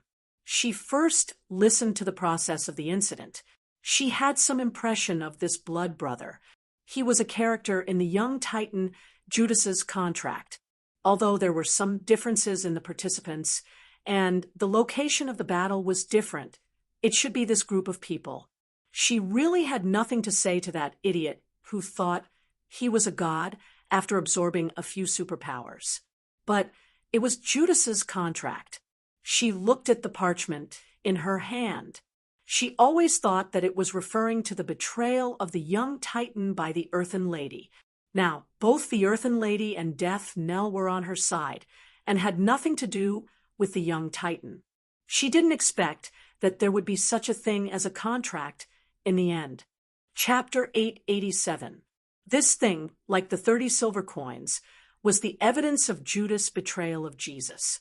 The contract was more like a certificate than a contract. The Roman governor had done something interesting. The 30 silver coins he sent to bribe the staff of Judah were from the public funds. In the end, there would be a certificate left for the higher-ups to check, which was the broken piece of paper in Thea's hand. Money was a direct transaction, so this piece of paper was the evidence of the crime. Such a piece of yellow and tattered parchment determined the fate of Jesus on a legal level. It was the record of this crime and witnessed the whole process of the Holy One's life from birth to death. Just like in Journey to the West, the belt and fan of Taishang Laojun were magic weapons. In this world, anything related to God was invaluable. Thea put it in her pocket and prepared to study it carefully. This represented the death of Jesus. Diana also heard Raven's explanation. She knew nothing about Jesus. In her opinion, Jesus was younger than her. It had nothing to do with her, whether he betrayed her or not. Let's go back and support them. Thea did not want to explain God.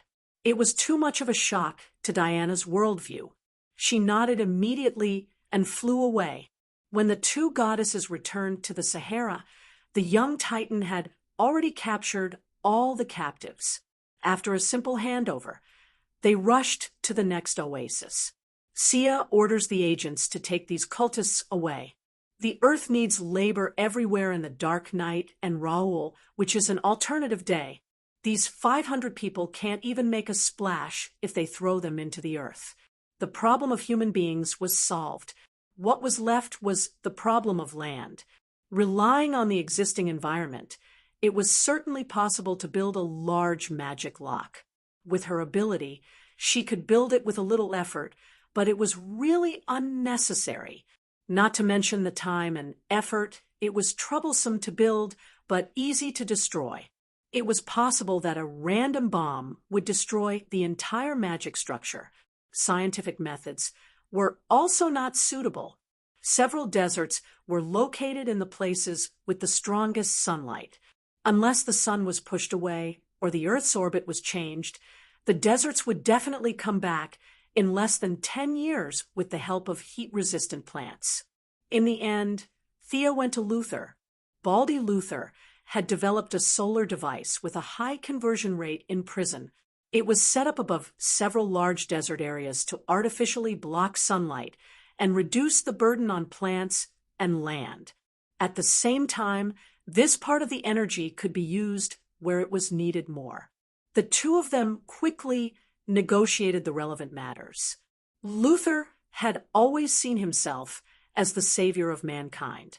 He was too lazy to save one or two people, but with so many people, he felt a sense of accomplishment when he saved them. He agreed after a few conditions. Thea also used the Red House Research Laboratory to cultivate several plants with high drought resistance. She called on all the refugees to plant them in the form of a reward for each plant they planted. Damien Dark, Ninja Masters Jr., was also transferred from Nevada to the Sahara.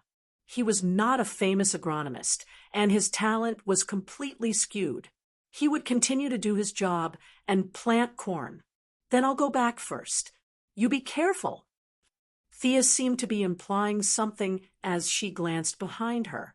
The global conflict began to escalate rapidly, and all the major countries were under great pressure. Superman was hit by a nuclear bomb in the Bering Strait, and the leaders of various countries were assassinated. She had to go back to protect her mother. Leaving Diana to continue to deal with the various matters here, Thea stepped out and disappeared in the oasis. The surroundings fell into a rare silence. Diana seemed to want to wait for Thea to go further away. After a long time, she said casually behind her, "Come out, we found you long ago." "Is that so? What an amazing achievement. Your lover seems to have walked deeper and farther on the road of darkness than I have." Several layers of ripples appeared in the air, and an extremely beautiful but evil woman walked out. Her face was exquisite, like a work of art. She had light red hair and wore a violet dress. "You're just a pitiful creature with nothing but power. You're not enough to spy on her realm." Diana's words were quite harsh, and she dismissed the other party as useless. She was very confident. For love, she could go against the world. She wanted to sow discord with just a few words. "Dream on." The evil woman snorted unhappily. "Who are you?" "Judging from your aura, you're also a member of the Greek gods, but I've never seen you before." Diana did not rush to draw her weapon. Instead, she asked calmly and tried to put psychological pressure on the other party. Thea had already indicated that there was someone following them, but Diana was not afraid. She did not have any intention of attacking because the other party had the aura of a Greek god. "I'm Circe, the daughter of Apollo and Persephone." Puffed. Diana almost laughed out loud. Apollo and Persephone were of the same generation as her, and they were both the children of Zeus. This was normal. However, Persephone had another identity. She was the wife of Hades, the queen of the underworld. Thinking that Hades was being cheated on, she, who had always disliked Hades, was very happy. She realized that she had been spending too much time with Thea, and she was becoming more and more playful. She quickly stopped smiling. But all of this was a great insult to Circe. "Is it funny? You're just a dummy made out of mud." Feeling that her pride had been violated, Circe forgot her original purpose. She was surrounded by a dark aura, and the sun lost its brilliance for a moment. A large mass of darkness rushed out in all directions. As the daughter of the sun god and the queen of the underworld, the two extreme attributes of light and darkness had achieved a perfect combination. Although she was a generation younger, Circe was born more powerful than many Greek gods and demigods, including Diana. Without the restraint of divinity and the twilight of the gods, Circe studied magic diligently. With the attributes of a demigod and the attainment of a great sorcerer, Diana was no match for her in the original timeline. But now, things were different. After seeing Thea's countless dark magic, Circe's skills were only passable in her eyes. A demigod was a joke in front of a new god. She raised her left hand, and a barrier separated the two of them. The darkness that seemed to be able to cover the sky instantly disappeared. "Why are you following us?" Diana originally wanted to persuade Circe to give up on dark magic, but she thought that Circe was more advanced than her. She was not qualified to say that. Circe avoided the question and did not answer. She lived in seclusion nearby. When Damien and Raven went on a killing spree below, she was alerted. After that, she was attracted by Thea's dark magic and came out to take a look out of curiosity. However, Diana's indifferent attitude made her more and more annoyed. She hated people for no reason. They were not compatible with each other and would fight whenever they saw each other. This was the saying between her and Diana. Chapter 888. Diana did not know why Circe suddenly hated her. She did not want to start a fight. She felt that there might be a misunderstanding. "Why are you following us?" she asked sincerely again. Circe, of course, could not say that she was just out for a stroll. She was attracted by Thea's deep and pure dark aura. That would be too embarrassing. She was, after all, the daughter of the sun god and Pluto queen.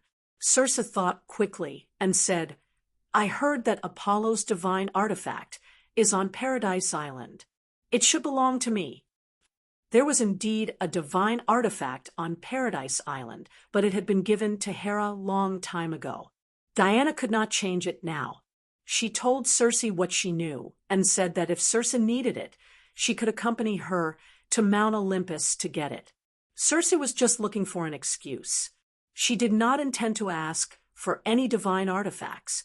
Apollo's attributes did not conflict with hers, but it was not suitable for her either. Other than using it to shine and save electricity, it had no other use.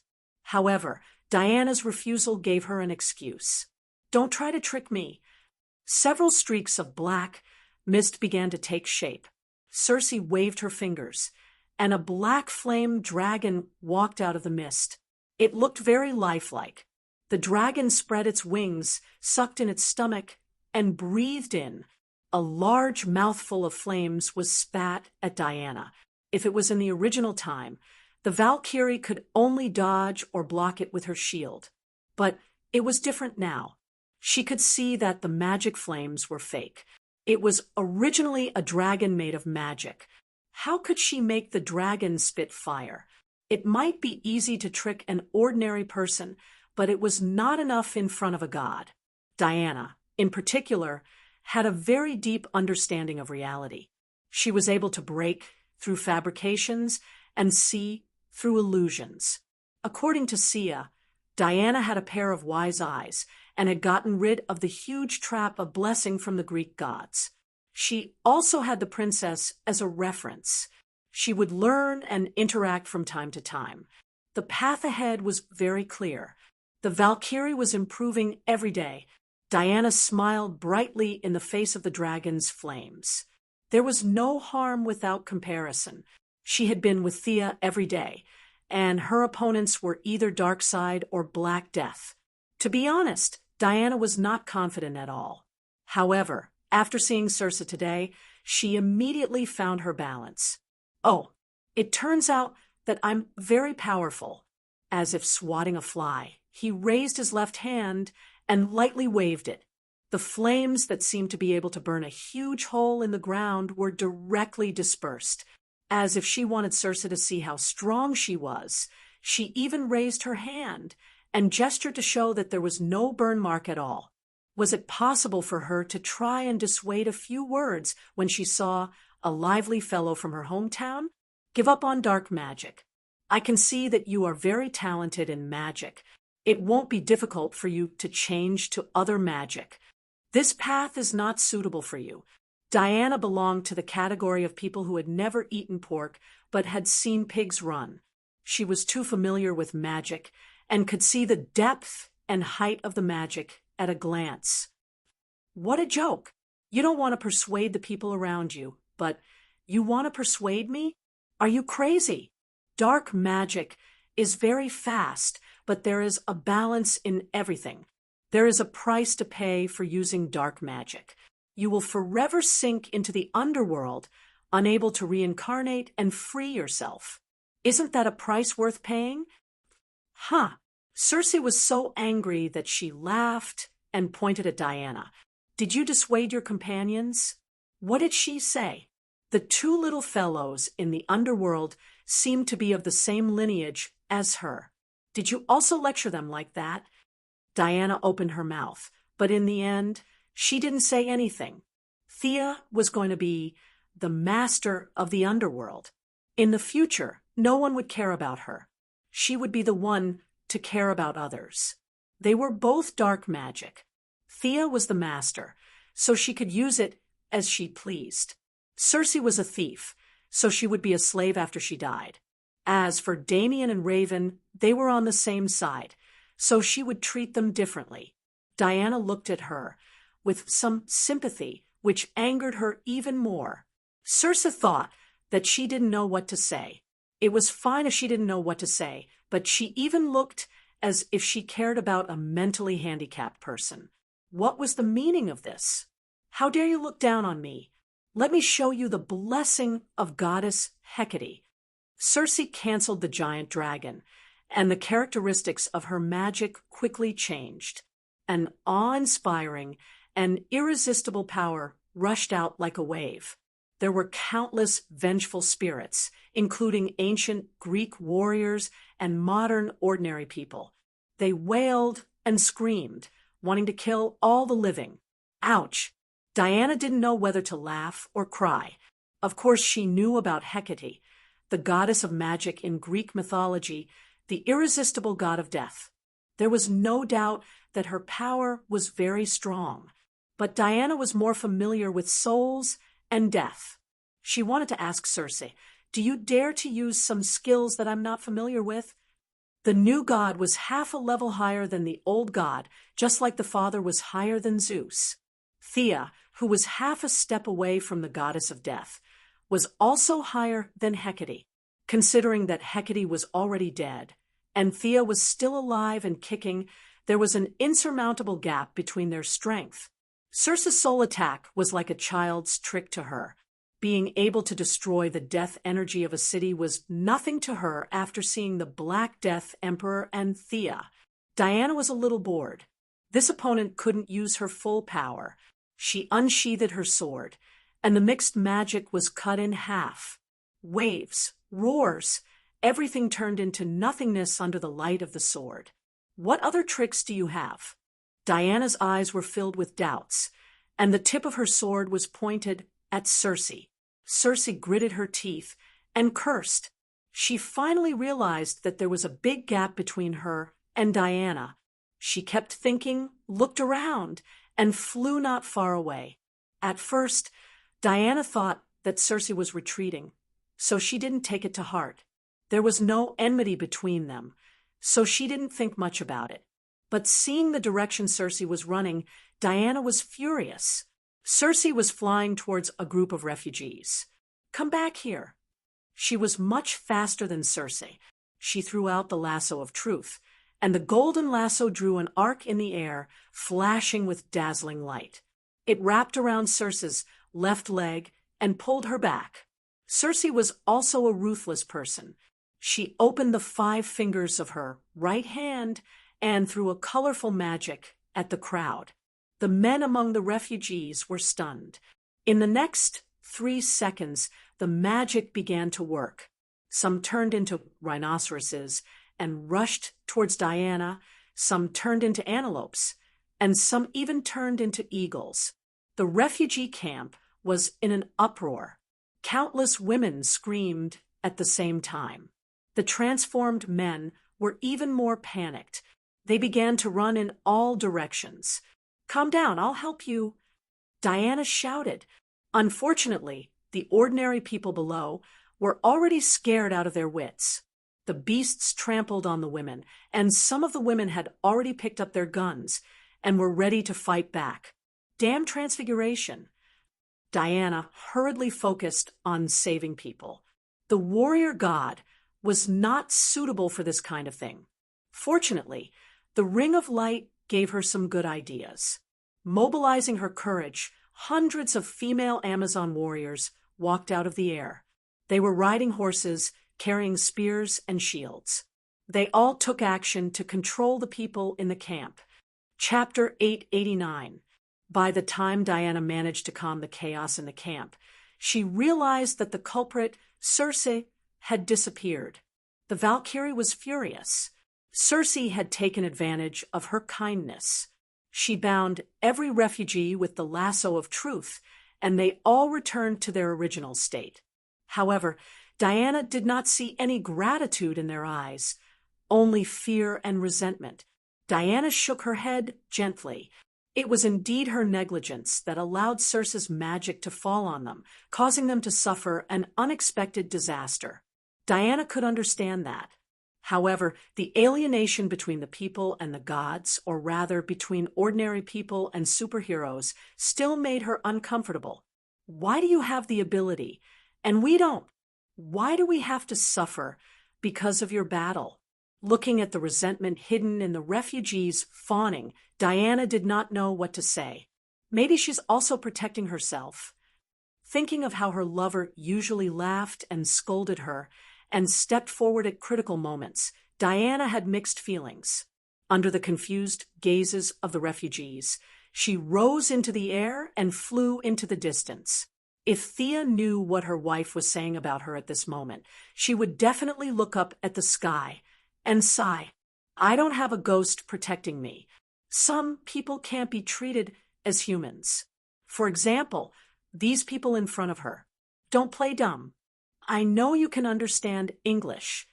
In order to take care of the emotions of the ordinary people around her, she wore a fur coat and tried to negotiate with the 2 old Russian guards at the gate. She spoke English, they spoke Russian. She spoke Russian, they spoke English. In short, they refused to let her in. There was someone else behind the scenes, and Thea did not want to make things difficult for the 2 soldiers. She had been dawdling at the gate for 10 minutes. She was urgently summoned here less than half an hour after she parted with Diana.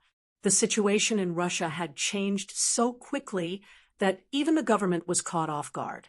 Superman had been captured. He had been hit by a nuclear bomb in the Bering Strait.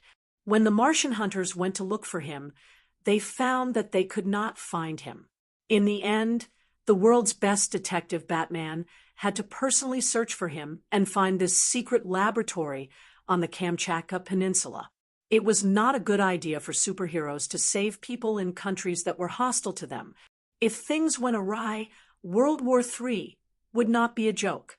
When that time came, Darkseid and the Black Death Emperor would have nothing to do with them anymore. Fortunately, the young mistress still had the status of the first daughter, and her strength was unrivaled in the universe, so she could only ask for the first daughter. When Louise heard that something had happened to Superman, she was so scared that she almost had a heart attack. She was just the deputy chief editor of a newspaper, and was nothing in front of the Russians. When she heard that Thea had come to ask for Superman, she also used the excuse that reporters needed to report truthfully and went along with her. "You're obstructing the freedom of the press." Louise cursed. Thea hurriedly pulled her back. "Your freedom of the press doesn't work here." Louise, who had a strong sense of justice, obviously knew that this was a serious matter. She was also the daughter of the Minister of National Defense, which was also sensitive. Both sides were testing each other's bottom line, so she could only hold on to her identity as a reporter. But when she thought of her husband being attacked by a nuclear bomb, her heart ached uncontrollably. Clark was trying to help others. What did he do wrong? These people were simply inhumane. While they were arguing, they saw 4 strong men carrying a laser cutter from the warehouse into the main building. When the main building opened, there was the sound of an electric drill. You. The more Louise thought about it, the angrier she got. She pointed at the 2 guards at the door and muttered with a ferocious expression, as if she wanted to eat them. Thea immediately noticed that something was wrong. Although it was as weak as a spark, a blue light flashed in Louise's eyes. Damn! Psionic power. The young lady was really surprised. Louise's talent was beyond her expectations. Without external help, she could awaken such an unusual ability on her own. Her talent was extraordinary. "Calm down. Don't make things worse," she whispered in Louise's ear. At the same time, she used magic to gradually calm Louise's irritable heart due to the boiling of her genes. "What's wrong with me?" Louise was confused. Her eyes were full of confusion. She felt as if she had lost a few seconds of her memory. Thea asked her to go to the side and rest. "Here, drink this. There's a small problem with your body. You need to rehydrate." She handed Louise a bottle of water. She gave her a look that told her to go back and talk. Thea then turned to look at the 2 soldiers. "Fine. Isn't it just a political trick? I want to see how powerful your laboratory is." Of course, she knew the president. In fact, she was very familiar with him. He could be considered wise. He would never give the order to launch a nuclear bomb, send someone to kidnap someone, and finally cut them up for experiments. The truth was as expected. The president had been dealing with domestic affairs for a few days. He was in a bad mood, and went hunting. Before he left, he handed over all the affairs to the prime minister. She knew this prime minister as well. Unfortunately, the prime minister was involved in another case and was under investigation by the Congress. Thea made 7 or 8 phone calls in a row before she figured out the situation. The other party was the opposition to the current president. The specific excuse was, of course, the same old cliché. Something about a threat to national security. Something about wanting what America had. If they really didn't have it, then they would destroy him. As for the reason why it was inconvenient to put it on the stage, it was nothing more than capturing Superman and causing a conflict between the 2 countries.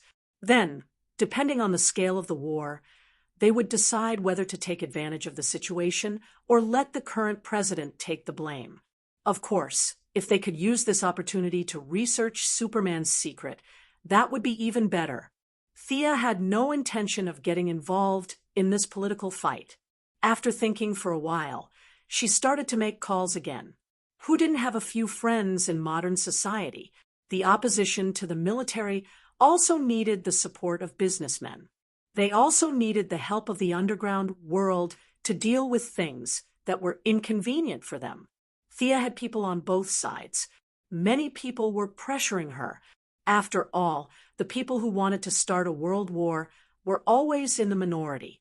The person in charge of the laboratory finally couldn't withstand the pressure from all sides. Half an hour later, Superman was released. Although he was miserably bombed, the power of the steel body was extraordinary. Electric saws, electric drills, and laser cuts didn't hurt him at all. A lot of metal dust fell off his body.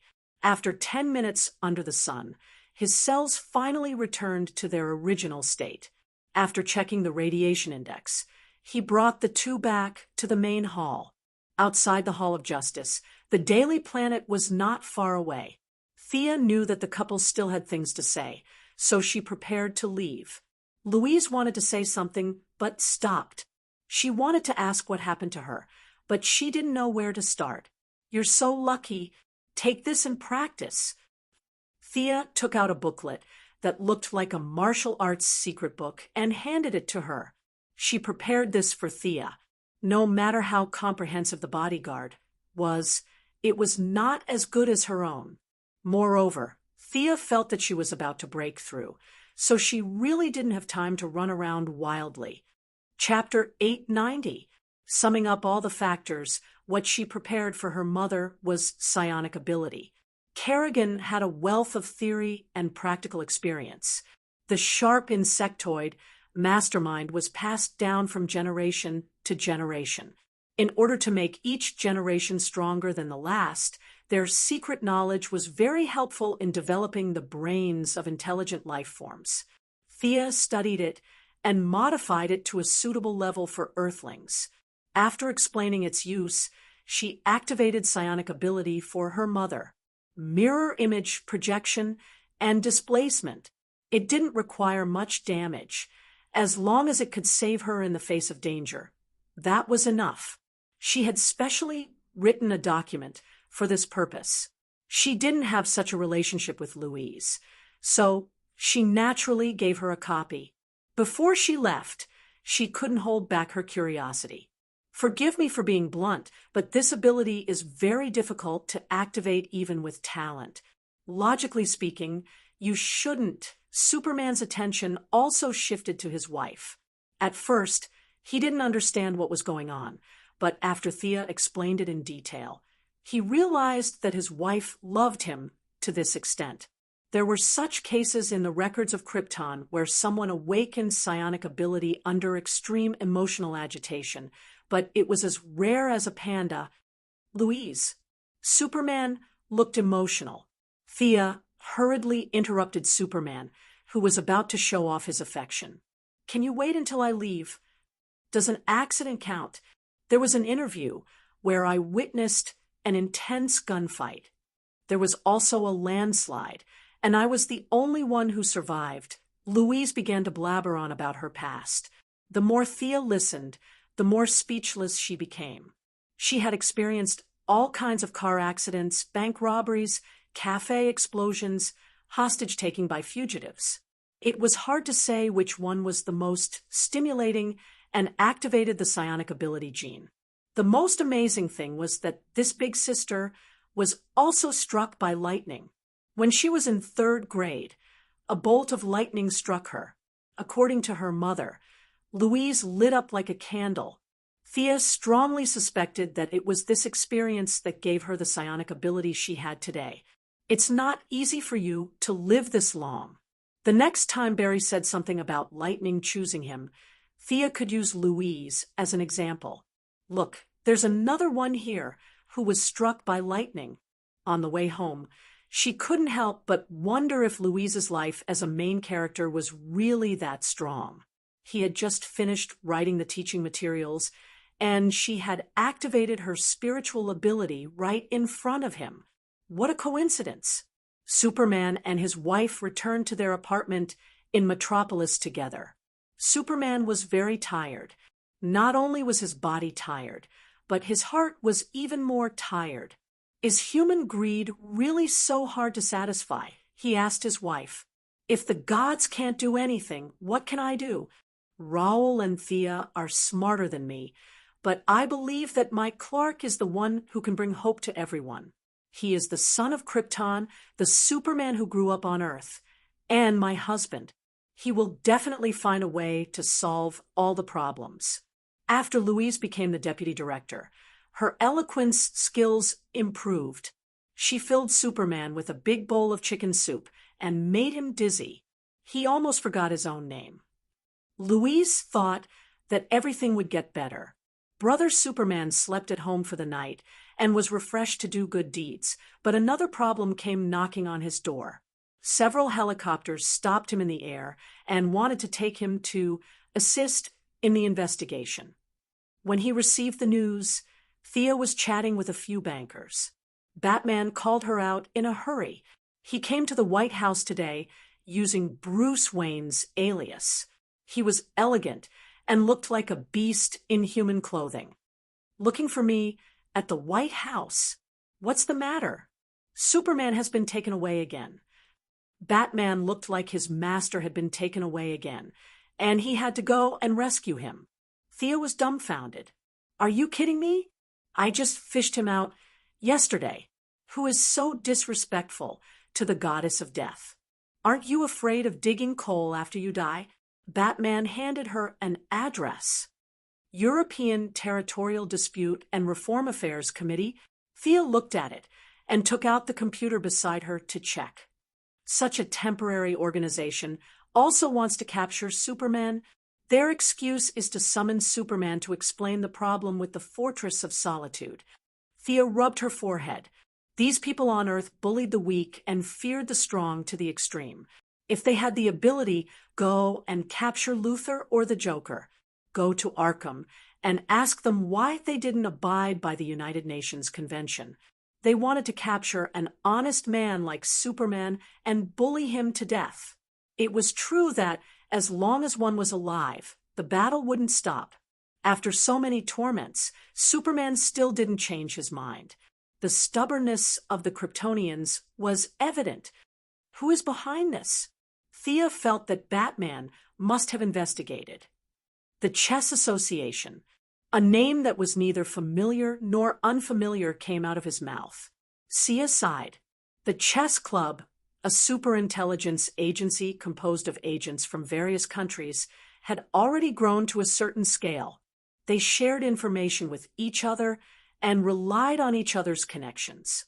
A large number of trained government agents had gathered together. They were not willing to be chess pieces, but they also wanted to be chess players. They only cared about the results and not the process. This was the operating principle of the agents. Relatively speaking, black-skinned Avatar was considered to have a higher moral standard among this group of people. As for the remaining group of people, each had a lower bottom line. The traitor Maxwell Lauder was one of the best among them. Someone saw him being resurrected by the White Lantern, but the Alliance never received any concrete evidence. Thea didn't shirk her responsibility anymore. Not long after a war of words, she rescued Superman again. Superman's face was livid. He had never been so angry even when facing Zod. Thea was afraid that he would tear down the White House. She asked for Batman's opinion, and the three of them went to the Batcave to discuss in detail. This is too much. This is too much. Superman strolled around the house like a donkey. Bruce looked at him expressionlessly. Thea took 2 pieces of cake from the old butler. I said the Fortress of Solitude is my home. What did they say? They said that they suspected there were weapons of mass destruction inside and wanted to send an international observation team to check it out. Anything that could threaten them would be handed over to them for safekeeping and transfer. What a joke! Who gave them the right? Superman was like an injured lion, roaring loudly. The chess club had crossed his bottom line. The Fortress of Solitude wasn't a weapon. It was just a home where he missed his parents. Now, these people wanted to get their hands on it. Even Thea was angry when she heard this. She even felt that these people wanted to provoke Superman and cause chaos so that they could seize power. Clark, calm down. Don't be controlled by anger. Batman tried to persuade him. I'm very calm. I want to go back and protect my home. If they dare to come. With that, he walked out of the Batcave and flew towards the North Pole. The two of them were silent for a while. Bruce, let Superman rest for a while. I'll take this opportunity to rest for a few days too. Don't call me for any recent activities. With that, she also left the Batcave. Earth was important, but her own strength was the most important. She had been stuck at this level for a while. It was time to make some breakthroughs. Chapter 891. Thea now had a big family and business. It was not easy for her to go on a trip like this. The chess club was made up of a group of ordinary agents. Batman volunteered to investigate, whether it was the law or the superheroes who destroyed their bases. He was responsible for it. Thea did not care. It seemed to be a small group of people's ambition, but it was actually a political problem. To put it bluntly, the agents did not have a promotion. Not all agents could be the president. They had worked hard for more than 10 years. What they did had to be kept secret from their families. Some even had to hide their identities. They did not even have a chance to show off in front of others. Marvel's shield had the same problem, but it was more prominent. Was the idea of Hydra really attractive? What a joke! An organization that had been passed down for thousands of years had long gone astray. The name of this organization could be Hydra, Three-Headed Snake, or Five-Headed Snake. The reason why they rebelled together was that there was no promotion. The agents were looking for a way to change. They studied hard, trained hard, and finally stood out in the selection. They could either become the king of agents with scars all over their bodies, or return to ordinary people with missing arms and legs. After paying such a high price, the people in power still treated them as pawns. They gave them the name Chess Club to disgust them. No one would do that. Ordinary people could only endure injustice. The agents were different. They had guns and were very capable. Naturally, they wanted to do something big. Thea mentioned this to her mother, but there were not many ways. Moira was already the most powerful president in recent years. It was not convenient for her to repeatedly intervene in the intelligence system. Whether it was the FBI or the Heaven's Eye Society, they were supervised and proved that they were part of the country's operation system. However, the White House's authority was limited to this. To further pressure and investigate the organization's internal affairs, they would need to cooperate with several parties, such as the Congress and the military. After the discussion, they could only let Batman cause trouble in the beginning. After that, they would forcibly disband the chess club and arrest a few of the leaders. The rest of the small fries would be scattered and reorganized. Some of them would be transferred to civilian positions.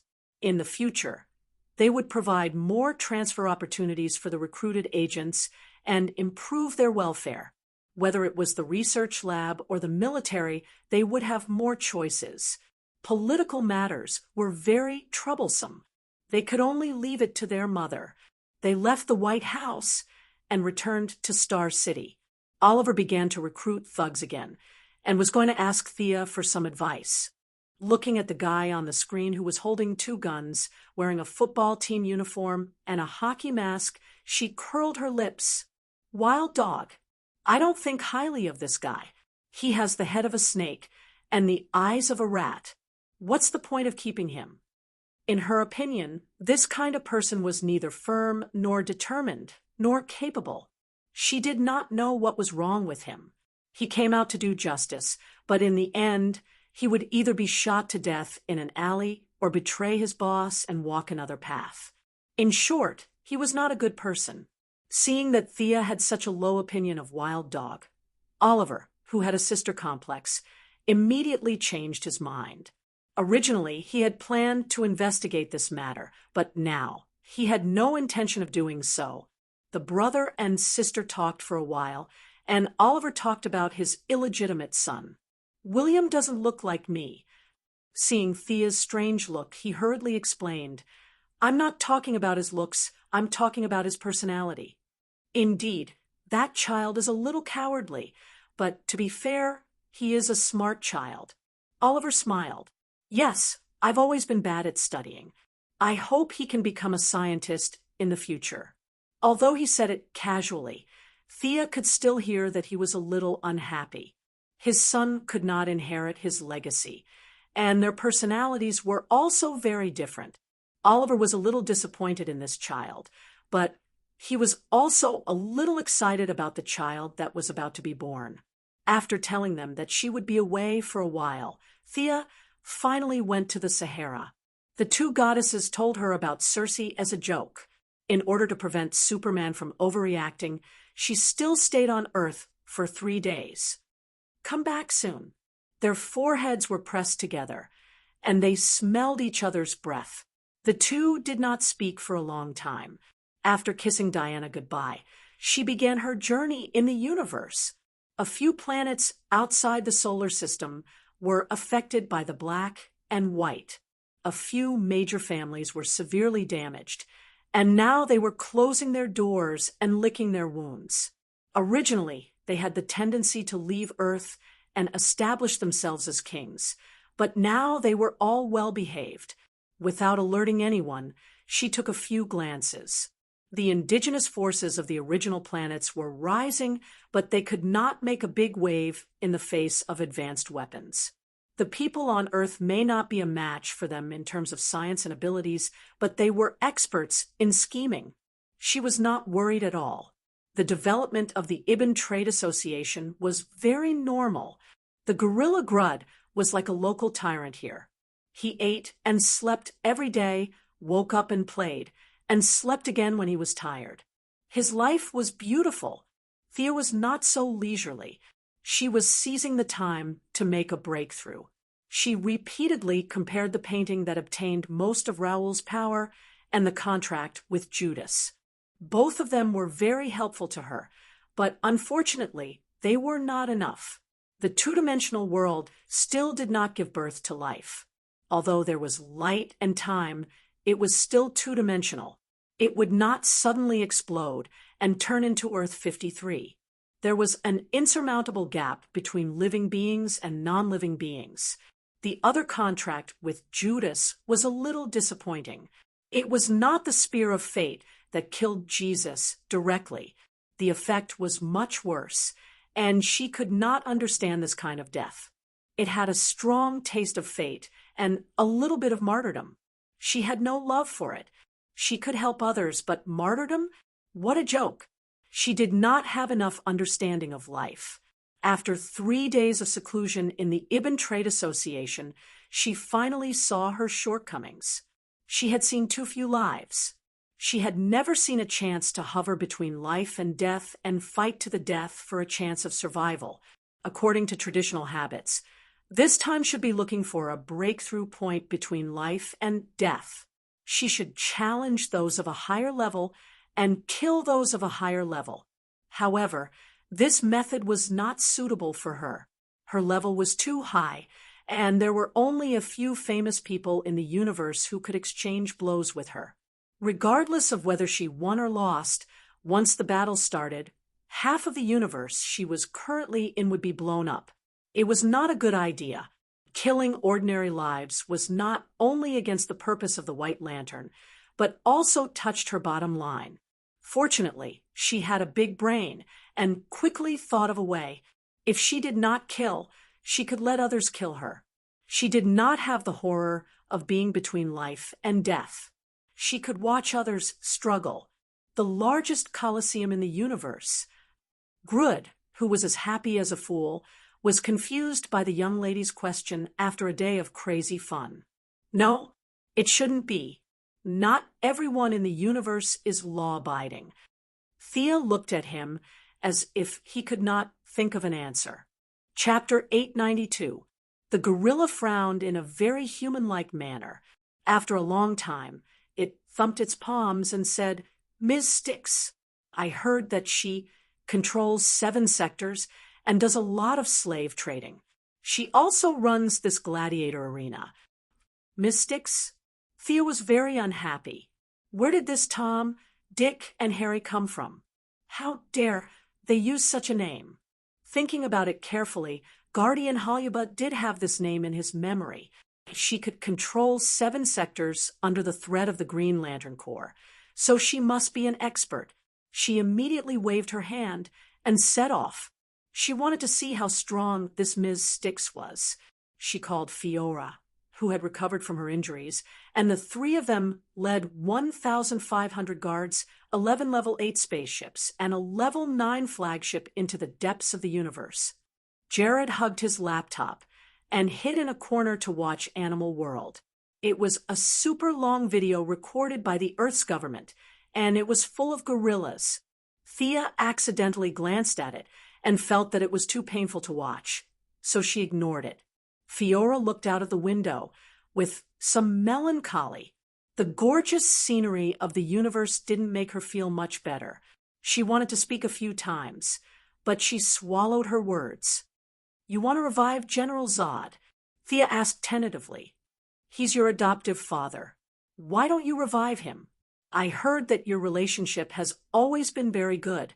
Fiora didn't answer and instead asked a question. Thea didn't know whether to laugh or cry. Old Robert was about to become a model, but fortunately, there was an example that stopped many heroes who wanted to revive their loved ones. As for the loyal female adjutant who had been secretly working for her, Fiora didn't believe her even if she didn't talk about those high and mighty things. "Fate is a wonderful thing. My premonition tells me that old Robert's mission has ended. If I forcefully revive him, the consequences will definitely become something I don't want to see. Then what about my fate? Is my fate still there? It might be a little boastful, but when your fate and mine intertwined, it has already changed." Thea's words were very sincere. "Then let me continue to follow you. Thank you for your help. It's my honor." The 2 of them were like kings and vassals in ancient times, completing their conversation with a few simple words. Fiora didn't mention the resurrection of Zod again, and Thea didn't reiterate her grand plan to restore Krypton. With kryptonite, Zod would only have meaning. Without kryptonite, Zod would only live in pain. The fleet sailed for a day and stopped at a planet called Glen in Sector 313. Gertrude woke up the young mistress. Everyone opened the cabin door and walked out slowly. He needed to keep a low profile on Earth and maintain his identity as a hero. There was no need for that in outer space. Here, gentleness, respect, and frugality were not the norm. One had to take out as much strength as one could muster. The law of the jungle was the law here. Thea tidied herself up. She was wearing a long black dress with a hollowed-out stomach, revealing the beautiful waistline of her lower abdomen. Countless golden threads flickered in the long dress. The threads were taken from the tendons of the Devourer, a giant beast that relied on absorbing the energy of the planet to survive. This creature had been extinct for a long time. It was a treasure stored by the previous leader of the Commerce Alliance. The other party had stored it for many years. Most likely, he was preparing to make some kind of divine weapon. In the end, it fell into the hands of Thea and was cut into a dress. Many functions were wasted, but there were still a bunch of functions left, such as high-speed flight, strength and speed enhancement, and 4,000 degrees of fire projection. If this long dress were to be thrown on Earth, it would be like Star Chaser's staff. It would be no problem to create a superhero. Of course, there was a price to pay. Several planets were destroyed, and the constant curse of intelligent life was transferred to the owner of the long dress along with the Devourer. However, Thea didn't care. The curse was easily dissolved. Wearing the dress was a symbol of strength. She wore a necklace around her swan-like neck. 12 jade beads of the same size were strung together. Those were the star cores left behind after the polishing of 12 stars. She also had a long cloak, which was a specialty of hell. It was woven with the feathers of fallen angels. Because of Lucifer's example, many angels fell into hell in order to obtain power. At first glance, fallen angels sounded awesome, but in fact, that was not the case. Lucifer was awesome because he was the son of God. Even if he became a slime, he would still be awesome. It had nothing to do with fallen angels. Ordinary angels fell in all kinds of ways. Lucifer was a god in the world he created all day long. His poor relatives who came from heaven to seek refuge were all miserable. Fortunately, the demons gave face to the boss of hell and didn't kill them all. But the fallen angels who couldn't continue their lives could only rely on selling feathers to survive. That was why there was this cloak with high magic resistance. Thea chose a few of the remaining dragon tooth earrings, devil's heart, and all kinds of top jewelry.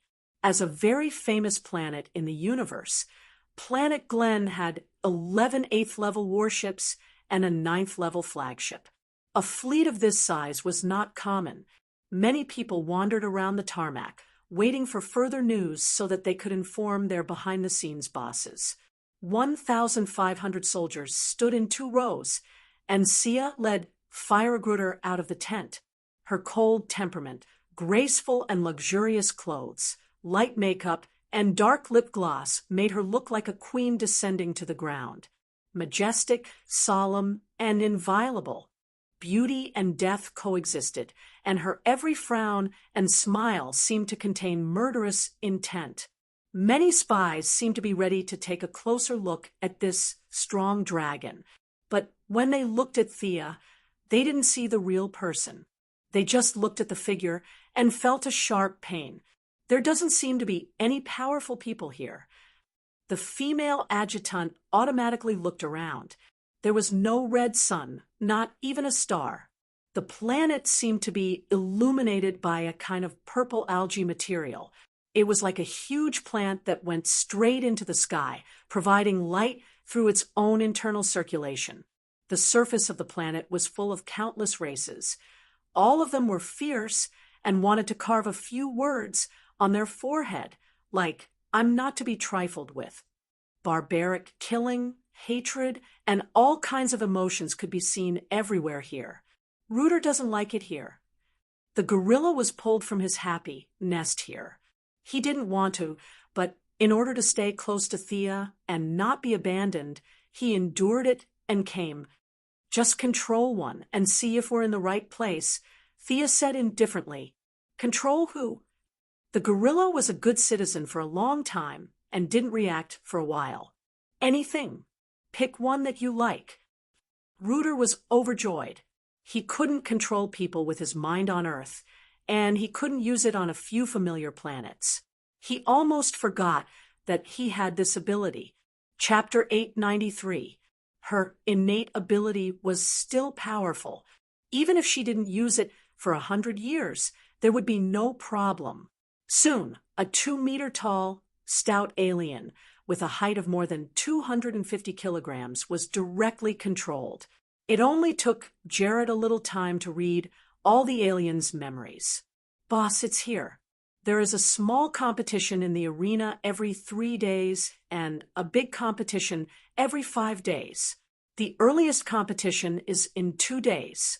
Every time the competition starts, some funds are needed." Thea waved her hand. "You can find someone to do the specific work. You don't have to tell me.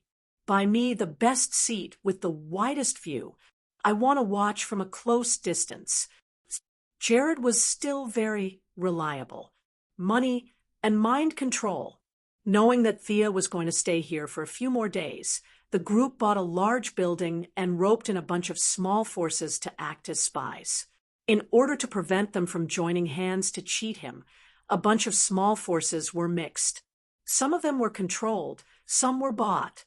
No one knew the situation of each other. so there was no way to connect them. The stands of the arena were also bought.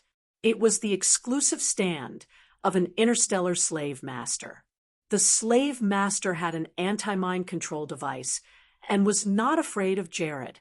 He was even prepared to fight back. However, after Fiora dismantled his battleship with her bare hands, he obediently gave up the stand and ran away. The arena was 800 meters in diameter and could accommodate tens of thousands of spectators. There was a barrier set up in the stands, which could be opened or closed if one felt that his ability was better than others. In short, the design was humane. When Thea entered the arena, many of the stands were already full. The noisy environment made her frown slightly. Looking around, Thea was not satisfied with her position because there was a higher and bigger stand above her. Jared hurriedly explained that it was the private land of the planet's owner, Ms. Styx. It was usually not open to the public. Send someone to keep an eye on it. When that guy comes, if I'm still on this planet at that time, inform me. Thea did not know how long she would have to watch it. Maybe she would break through after watching it for a while. Maybe she would have to watch it for 10 days or half a month. How dare an alien sit on her head? When the time comes, she must have a good talk about it. Getting rid of the distracting thoughts, she began to focus on the fight at hand. The host of the gladiator arena was a faceless fellow. That's right, he did not have any facial features such as eyes, ears, mouth, or nose. His entire face was just skin, and there was a crack from his chin to his throat. That was where the voice came from. This host didn't even need to put on makeup in a horror movie world. If she was thrown into an amusement park, she could scare a few children and old men to death. The faceless host began to blabber on and on about the opening remarks to liven up the atmosphere. Thea was too lazy to listen to his nonsense. She closed her eyes and waited for the competition to begin. From time to time, fireworks would be shot out from the arena.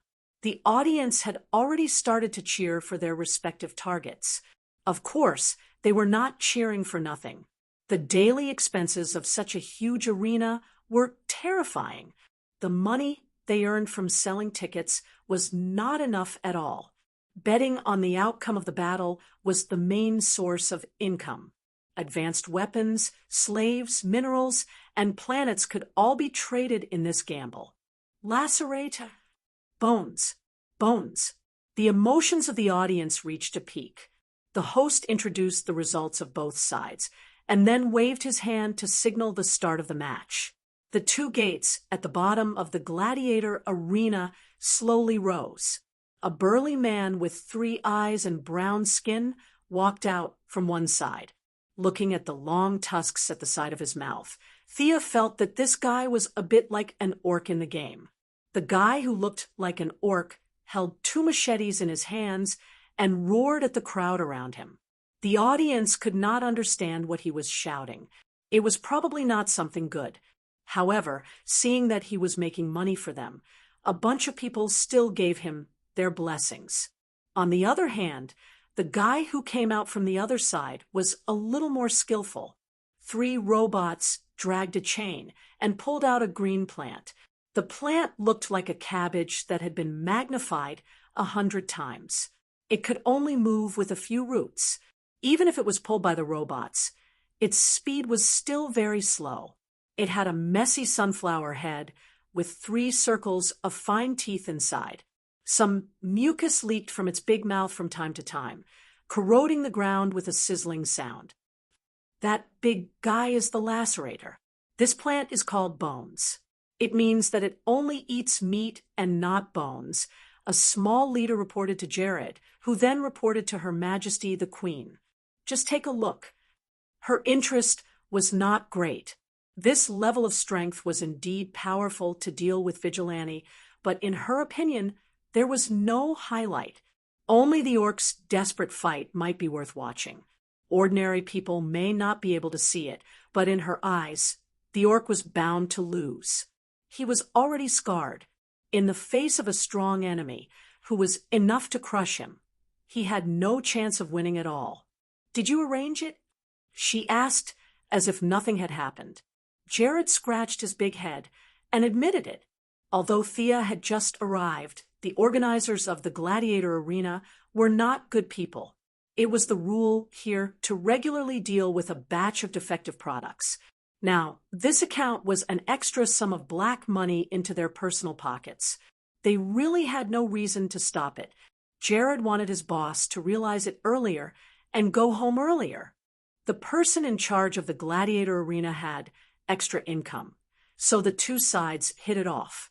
Thea was not a saint.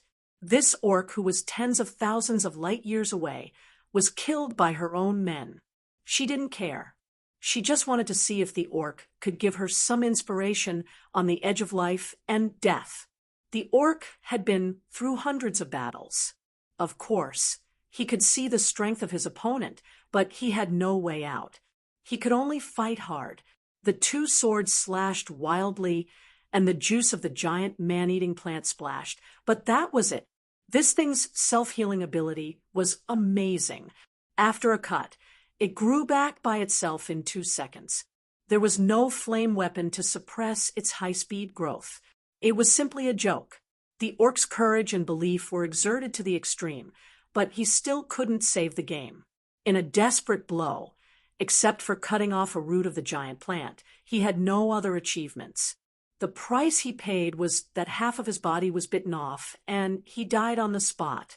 The strength gap is too great. Next time, arrange a little less, but not so much. After telling Jared, Thea turned back to rest. In the next month, she watched a total of 9 small matches and 5 big matches. The so-called small matches were one-on-one fights, while the big matches were group fights. Regardless of the size, there could only be one survivor. The person in charge of the gladiator arena, the faceless host, the captain of the guards, and several managers were making a lot of money. With such a high death rate, the audience's mood was also very high. The public accounts of the gladiator arena were also making a lot of money. They could exceed the performance of every match. The few people in charge were very happy. They could complete the orders of their superiors and make money at the same time. Why not? Unfortunately, the good times didn't last long. The harmonious and stable gladiator arena finally attracted the attention of the boss. The warriors on their side were depleted too quickly. The leader, who called herself Miss Styx, had already informed her subordinates that she would come for an inspection. Chapter 894. Compared to the slave-like ruling structure under Ms. Styx, the faceless host preferred the atmosphere of the Commerce Alliance. In his view, Jared was like a god who could do anything. He could read minds and control thoughts as he wished. He could create an army with just a thought. Jared, who was already so strong that he had no friends, still had his boss. Although the faceless host did not have eyes, his racial talent gave him another kind of vision. In his view, the energy contained in Thea's body exceeded his definition of the concept of energy. In summary, he could only describe her as very powerful. He was preparing to join the Commerce Alliance, but he was limited by his own abilities. He could not determine who was stronger between this person and Miss Styx, but he knew that they were both stronger than him. After receiving the news that Miss Styx was about to arrive, he hurriedly informed Jared. Miss Styx was in seclusion, sleeping. Jared found the female adjutant. The female adjutant asked for the direction and looked outside the planet. It was also a Level 9 civilization battleship. Although the facilities were completely different, the functions were similar. The female adjutant quickly determined that this was the flagship. If Ms. Styx did not like to play tricks, then she must be inside. An extraordinary-looking alien automatically entered his field of vision. He was only about 7 meters tall, had indigo skin, a large face, and a pair of eyes without any white. They were as black as the night sky, with a faint yellow light in them. There was also a pair of eyes at the position of her eyebrows. They were also black with little yellow light, but they were several times smaller than the main eyes. They seemed to be open, but not open. The woman was wearing a purple robe with gold embroidery. When she felt Fiora's gaze, she tilted her head and glanced over. However, she didn't have supervision and didn't notice anything unusual on her spaceship. Your senses are very sharp, but your body's reaction is not like a warrior's. I will go and learn from this strong person who can control 7 sectors under the suppression of the Green Lantern Corps. Jared only responded with an, "Oh."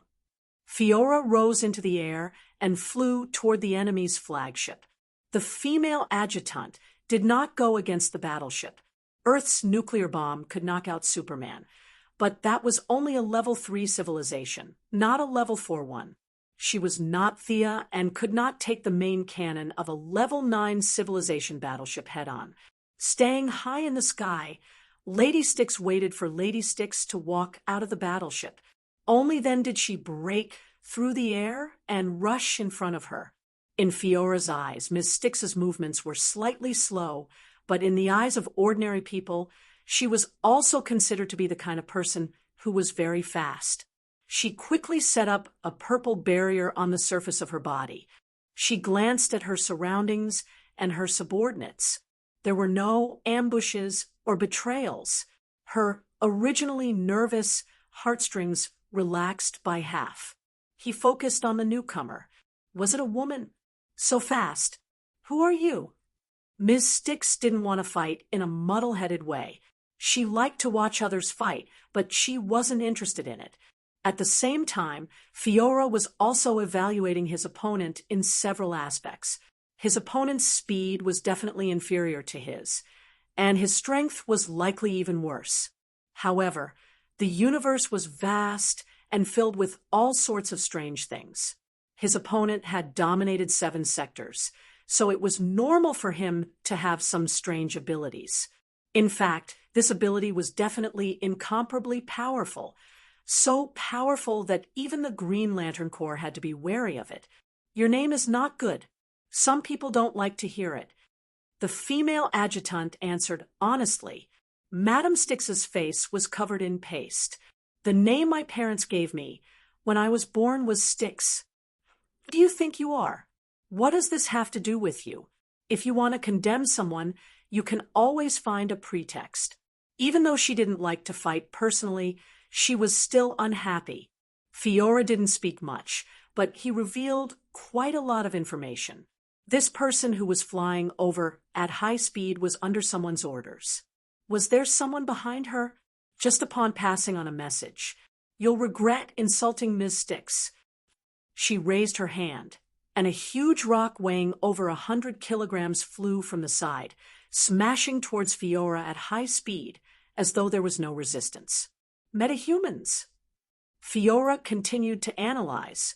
Under Death Knell's command, the Earth Lady could also control some rocks, but compared to this Ms. Styx, she was simply too weak. Fiora didn't take it head-on. He flew at high speed, circled behind Ms. Styx, and punched with all his might at lightning speed. The speed of this punch was so fast that it caused the air to be compressed to the sides automatically. Many of Ms. Styx's subordinates didn't even understand what was going on before they were pushed dozens of meters away by the wind resistance. The powerful force hit the purple barrier, and like a bell in a temple, the echo spread into the air, buzzing nonstop. Both of them were shocked. Fiora wasn't Superman, who would casually fight 20 rounds with any enemy. The female adjutant would use her full strength in every battle, but she didn't expect that her full-strength attack wouldn't be able to shatter the opponent's barrier. She was shocked, but Miss Styx was even more shocked. As a mutant among the long-lived species, she had already forgotten how many years it had been since she faced her opponent head-on. Fiora's attack made her recall an emotion she hadn't felt for a long time: fear. Even though she wasn't as familiar as Thea, she had worn the yellow lamp for many years and had fused with the Parallax monster. Fiora had her own understanding of fear, and she immediately realized that the opponent was lacking in battle experience and had the weakness of fear. Humph, you're still quite sturdy. Look at this. Her eyes were scarlet red, and a heat comparable to the core of the sun was shot out. The heat ray hit Ms. Styx's barrier, and under the high temperature, the barrier even had a hint of bending. Don't look down on me. She seemed to have seen the trace of contempt at the corner of Fiora's mouth. The pride of dominating 7 sectors made Ms. Styx unable to back down. Strength was the cornerstone of her rule, and she had to defeat the enemy, especially when considering that the opponent was only a vanguard. Ms. Styx's eyes glowed with yellow light, and her spiritual power surged. The surrounding air became dense, and 2 purple-skinned stone golems walked out from the ground shakily. Fiora followed Thea every day. Even though she didn't know how to do it, her knowledge wasn't low. These 2 stone golems looked incomparably stupid, and their appearance was even worse. However, they had their own weak consciousness and didn't need the control of their master, which was very impressive. Could it be that this Ms. Styx could bestow the stone golems a soul? Fiora retracted her heat ray and dodged the boulders flying from the ground. The 2 stone golems could attack autonomously, and with Ms. Styx, the 3 of them were like 3 turrets, and all kinds of boulders whizzed towards her. She made a nimble turn in the air, and like a flash of lightning, she punched the stone golem upside down. Stone golems, metal golems, and treants were never known for their fast reactions. The muddle-headed stone golems had no time to react at all. In the face of Fiora's punch that could break a mountain peak, they could only stupidly take it head-on. Boom! The stone golem was smashed into rubble.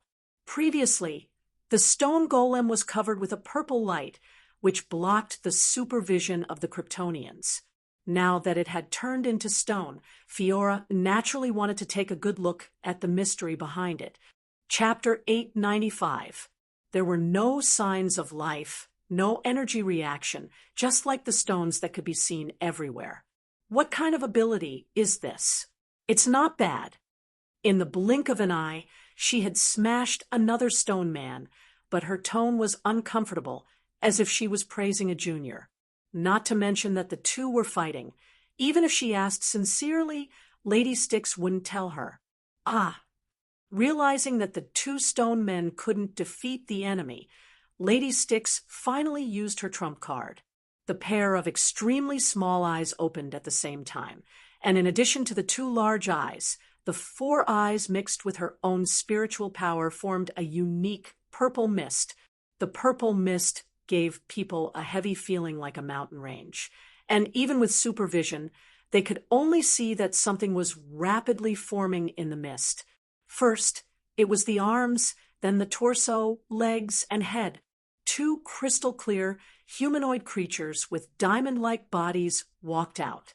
Compared to the previous stone men, their faces were much more detailed, and their facial features could be roughly distinguished.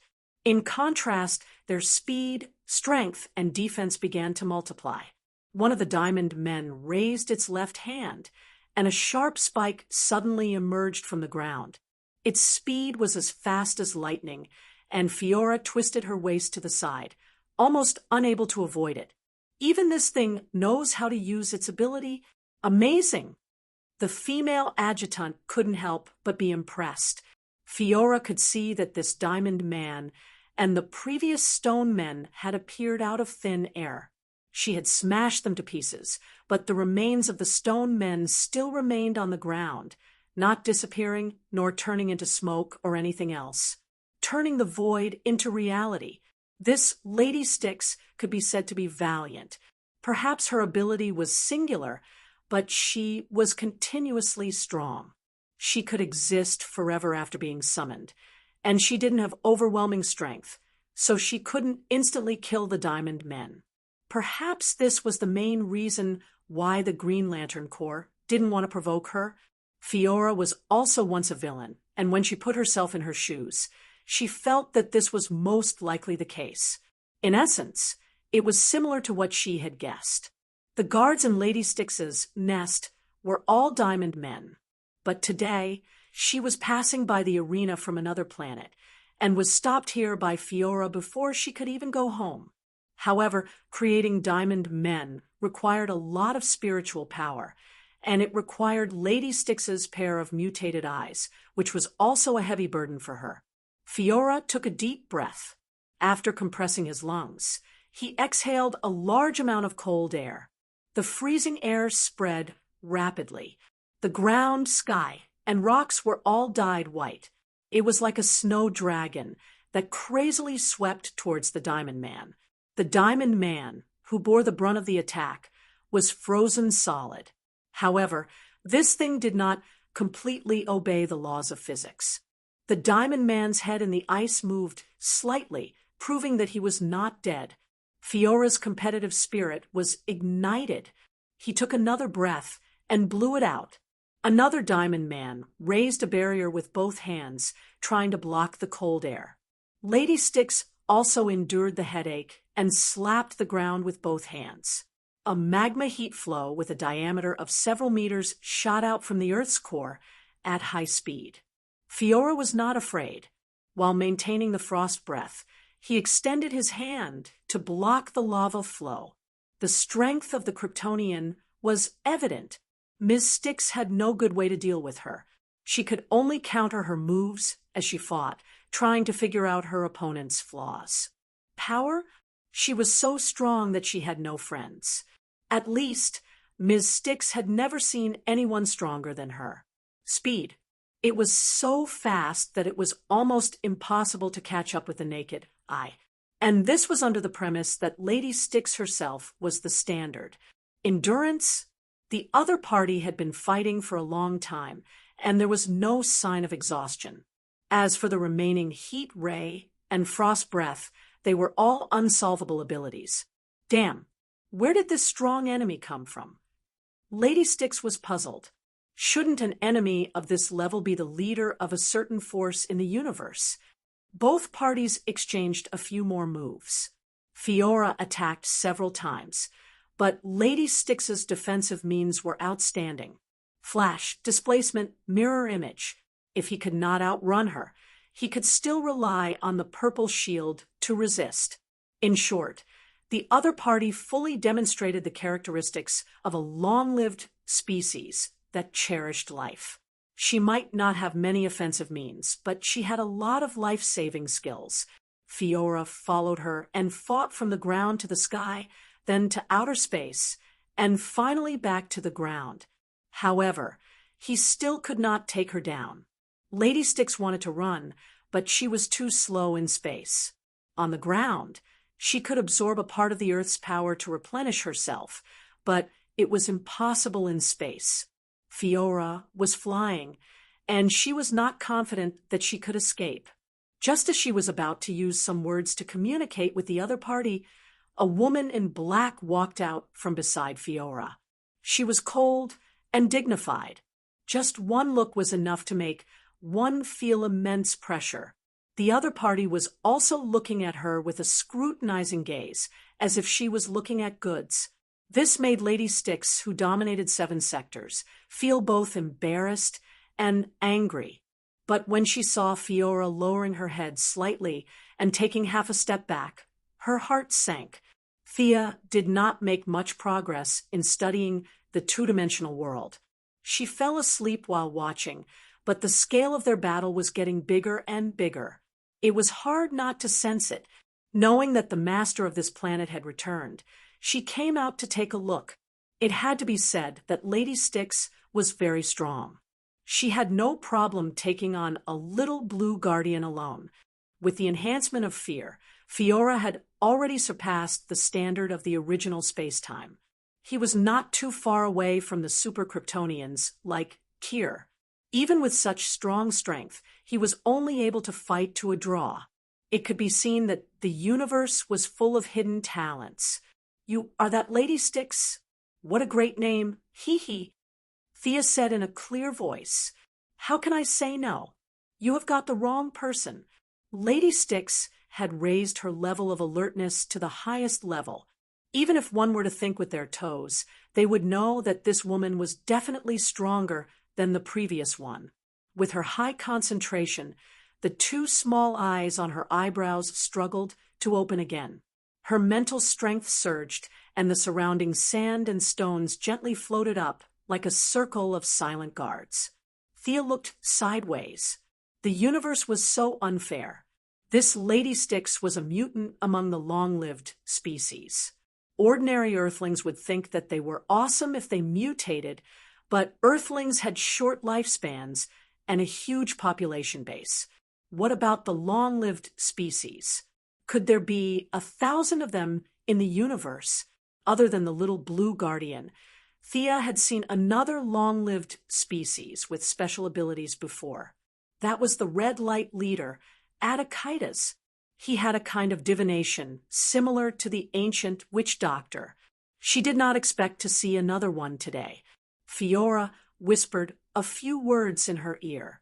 Thea looked at the stone and diamond men, creating them out of thin air, and have their own behavior patterns. Fiora nodded. Only then did Sia take a closer look. She had not taken the stone golem seriously before, as there were too many similar tricks. Summoning the stone men was similar to the 5 tigers breaking the gate blade in the wuxia dimension. It sounded like an exclusive skill of a minor character. Chapter 896. Thea didn't expect that although this thing was summoned, it would never disappear. This ability suddenly became valuable, just like how they used magic, the lamp ring, and even the power of the soul, psionic power. And the oasis created by Raoul, the creation turned into air after the initial energy was exhausted. She had never heard of something that could exist forever. But Miss Styx's creation could exist forever. Thea's vision was far better than Fiora's.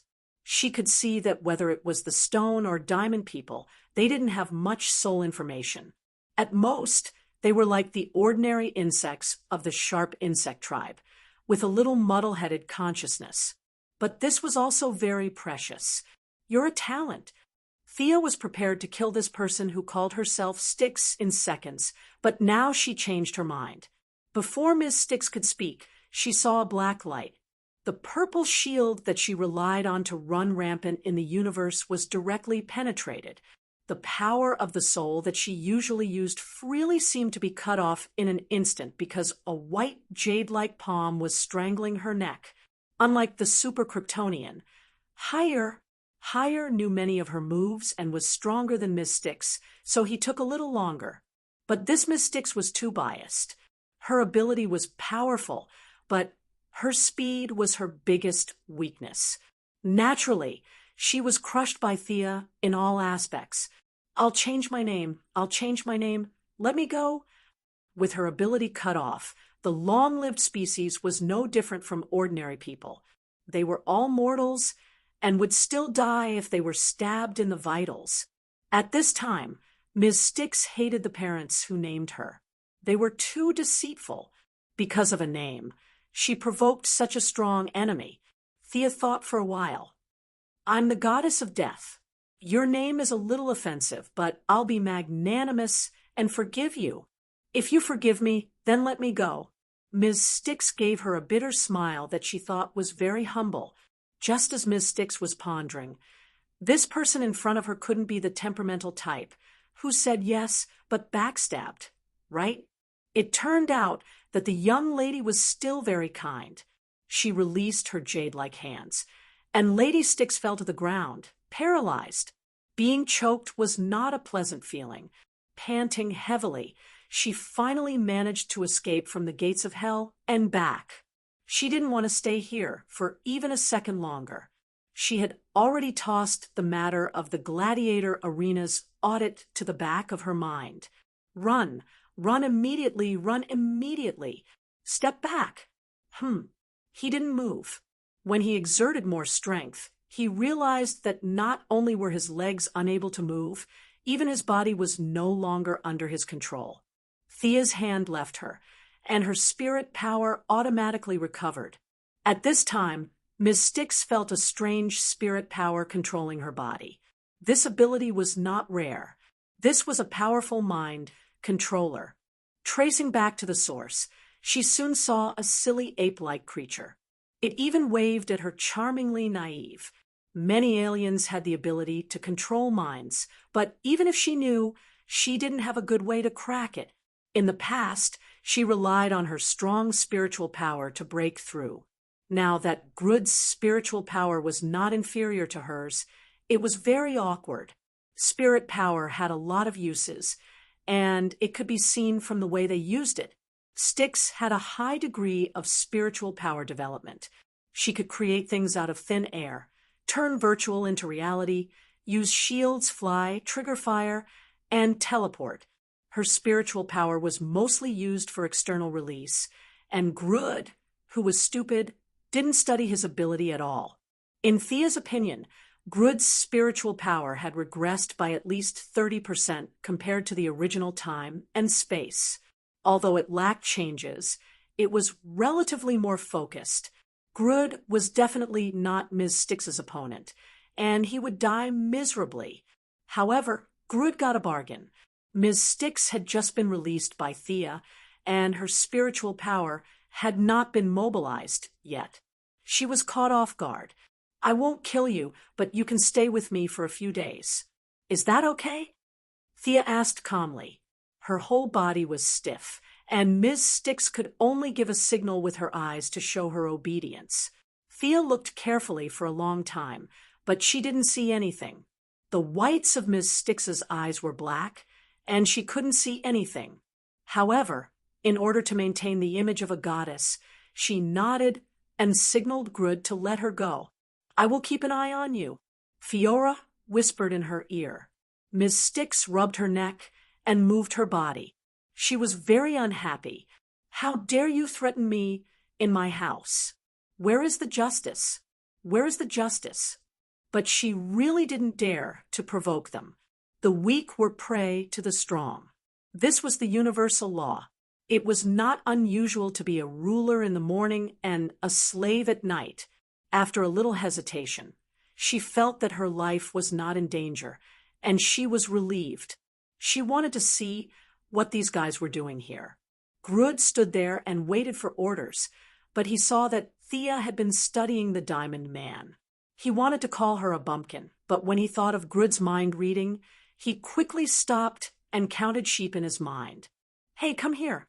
Tell me, how did you summon this Diamond Man?" Thea didn't treat her as an outsider. Miss Styx wanted to tell her that her name was not Hey, but her name was too hateful. She didn't dare to say her real name. Hey was just Hey. Since she was under someone else's roof, she answered very straightforwardly. From the theory to the process, she blabbered on and on.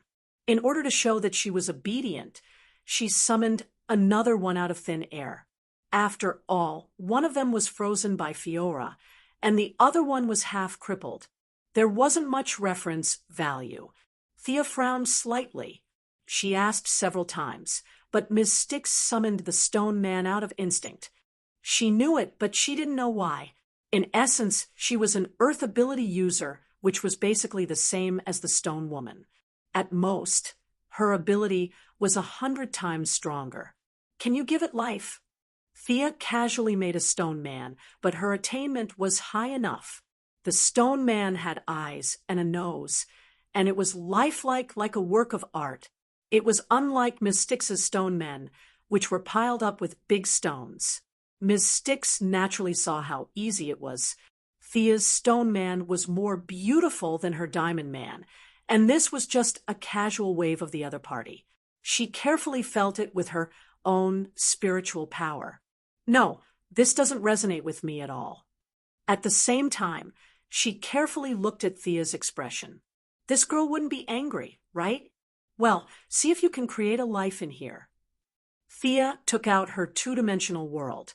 She didn't know magic or divine power, but as a long-lived species, Miss Styx's vision was really sharp. She only saw the two-dimensional world for the first time, and she saw the extraordinary thing in it. This is a world. A world that is being nurtured? Thea nodded and expressed her appreciation for her vision. Ms. Styx stared at her. Who was this woman? Was she going to reach the level of creation? Chapter 897. Thea coughed and pointed at the two-dimensional world drawn on the dragon skin. Ms. Styx hurriedly calmed herself down. Being able to participate in the creation of the world was also an immeasurable wealth for her. She opened her 4 eyes to the maximum and mobilized all her spiritual power, trying to communicate with the soil in the two-dimensional world. At the same time, she was also observing this world. There was land or river, and most importantly, light and time. She didn't know that Rao had died in the two-dimensional world by accident. She couldn't figure out how Sia had done it. She could actually seal a small part of the time in the two-dimensional world. This was not something that could be described as magical. Moreover, with the accumulation of a large amount of energy, the two-dimensional world actually had a sun. Although the sky and earth in this world were round, and the sun rose in the east and set in the west, which was very different from the revolution of the universe, it was not a big problem. It could be perfected in the future. Ms. Styx's face turned red as she tried to connect with the soil in the two-dimensional world. Thea also looked at her nervously. No, I have too much energy. That world is rejecting me. After a full 10 minutes, she put down the dragon skin and said with a little fear, "Oh, it's okay. Try again." Thea said and patted her back. Ms. Styx only felt that 90% of her spiritual power, which was like seawater, was cut off. Now, it was only the level of a ditch. Was she that weak? How could her ability be sealed so easily? Ms. Styx wanted to cry, but had no tears. She could only try to connect with the two-dimensional world again. This time, it took a little longer. At first, Grud stood majestically, then sat down. And finally, he just lay down. It still doesn't seem to work. My ability is still lacking. If I can take another step, maybe I can. Miss Styx found that Thea's face was solemn as she stared at her coldly, as if there was a layer of frost hanging on her face. She hesitated for a long time and barely finished her sentence. After that, she anxiously waited for the result like a prisoner waiting for approval. Thea's bright and clear eyes swept across her neck. Ms. Styx was shocked and sweated profusely. She deeply understood how difficult it was to create life, creating a new life and a new world out of nothing.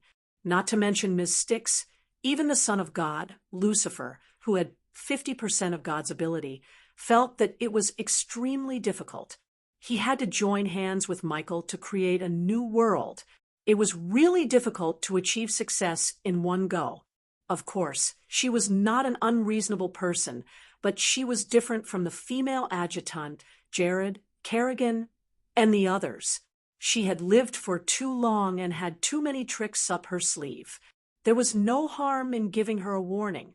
Ms. Mingy's spirit power is sufficient in quantity, but not in quality. Perhaps when the eyes on her eyebrows are fully developed, it will be the standard of her spirit power. Thea is very smart. Of course, she understands the meaning of her words. However, it wasn't right for the other party to play tricks on her and try to bargain for the secret to the rapid growth of mental power. I'm giving you benefits, so you can't refuse. But if I don't give it to you, you don't have the right to take it. With different horizons and perspectives, she could easily write 3 copies of the secret to increasing her mental strength, but now was not the time. I'll keep this painting with you, for now. I'm going to stay on this planet for a while. You should find a place to stay as well. She gave the same instructions as her master before taking a step forward and disappearing into thin air. Fiora and Grud didn't even look at him as they turned around and went back. Ms. Mingy wanted to run, but 90% of her strength was sealed. How could she travel the universe with such strength? She wouldn't be able to fly more than 1 light-year before her subordinates would kill her and take her head to other places for rewards. She quietly returned to her base camp and gathered her subordinates. She wanted to ask why this immortal came to her territory. Her subordinates all said that this group of people was here to watch the gladiator fight. Really? No personal grudges? Ms. Mingy didn't believe it. She knew very well what her subordinates were like. Weren't they unscrupulously provoking the enemy? No, absolutely not. Her subordinates swore to the heavens. Maybe they had done a lot of shameful things, but it had absolutely nothing to do with that immortal. Hearing that it was not a grudge, Ms. Mingy breathed a sigh of relief. However, when she heard that the other party came from Sector 2814 to Sector 313, almost crossing half of the universe to watch the gladiator fight, she held back a sentence in her heart and didn't know if she should say it. Since the other party had a purpose, it was easy to deal with. She was afraid that the other party had no purpose. Don't you like to watch gladiator fights? I'll let you watch with all your might. Watch until you're sick of it. Ms. Mingy was afraid that the other party would see through her. Her first order was to order her subordinates, especially those who were unruly and usually disobedient, to capture the gladiators. In addition, she transferred the warriors from the other gladiator arenas from the planets under her control. She didn't play the trick of having a small competition every 3 days or a big competition every 5 days. There were big battles every day, life and death battles. When the gates were opened, more than 100 people rushed out and slashed crazily. She would rather not do the gladiator business in the future. She wanted to fool this immortal sister Thea into leaving first. The gladiator arena was filled with bloody battles every day. Several carts of dismembered corpses could be pulled out every day. The crazy consumption of the gladiators drove the enthusiasm of the audience to the sky. It was really a sea of people. Colorful flags fluttered in the wind, gongs and drums rang in the sky, and firecrackers were set off. Thea expressed her gratitude and removed the seal in Ms. Mingy's body. Her excuse was that she left in a hurry and forgot.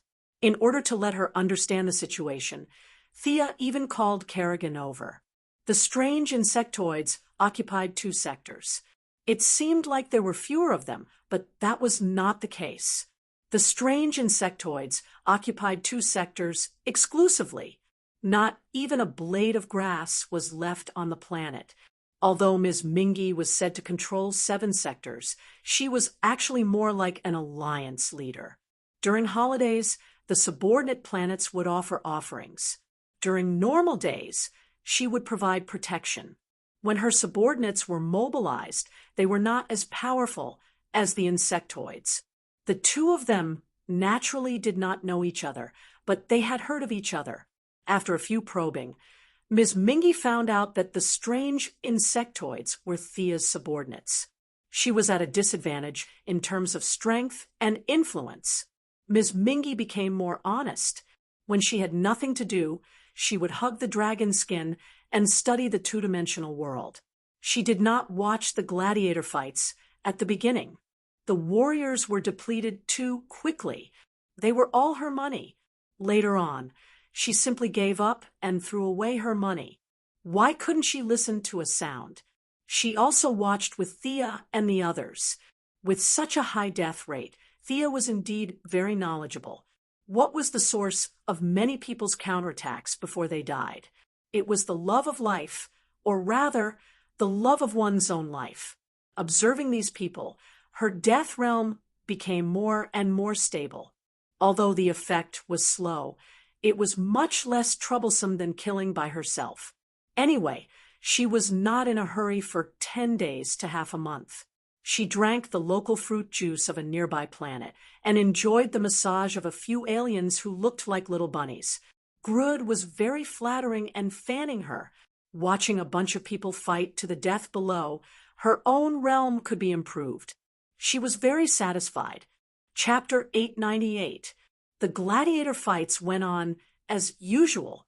Originally, there was only one fight per day, but now there were 2 fights per day. Sometimes there would even be an extra fight. The robots cleaned up the battlefield very quickly. Several carts of corpses and weapons were taken away. The gate opened, and the next batch of gladiators entered. Thea, who had been nonchalant, saw one of the figures, and her face twitched unnaturally. Why was this guy here? He was skinny, had a full beard, and held 2 daggers in his hands. He didn't look like someone who could be found in a crowd. Thea recognized him, or rather, recognized the characteristics of his divine power.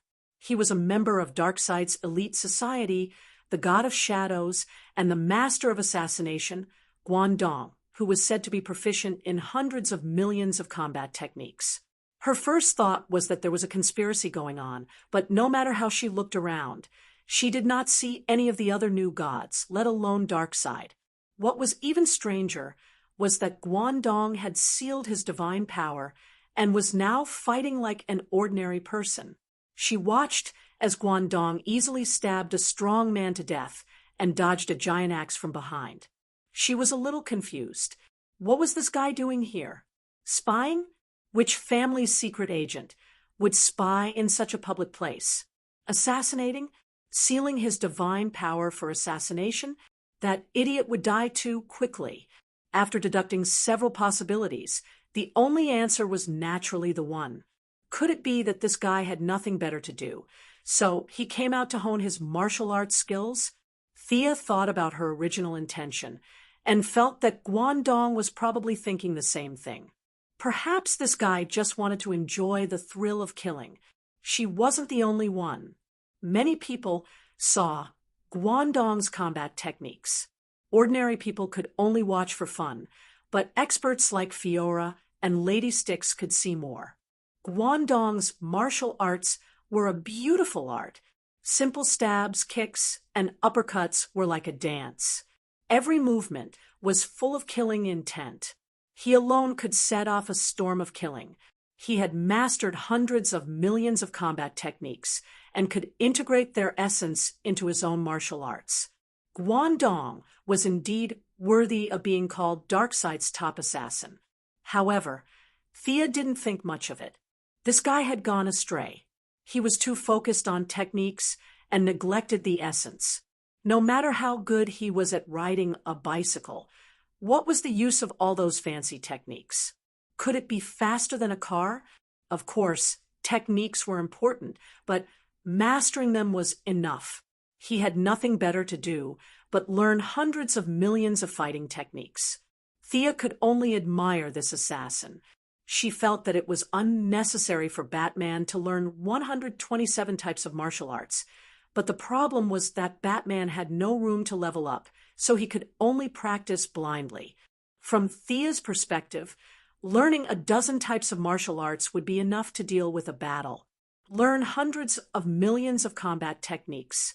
There was really no need for that. The higher the level of skill, the more useless it was. What kind of fist technique did Darkseid practice? What kind of weapon is the Heavenly Father good at? Above that was the Overseer, not to mention the Endless Family.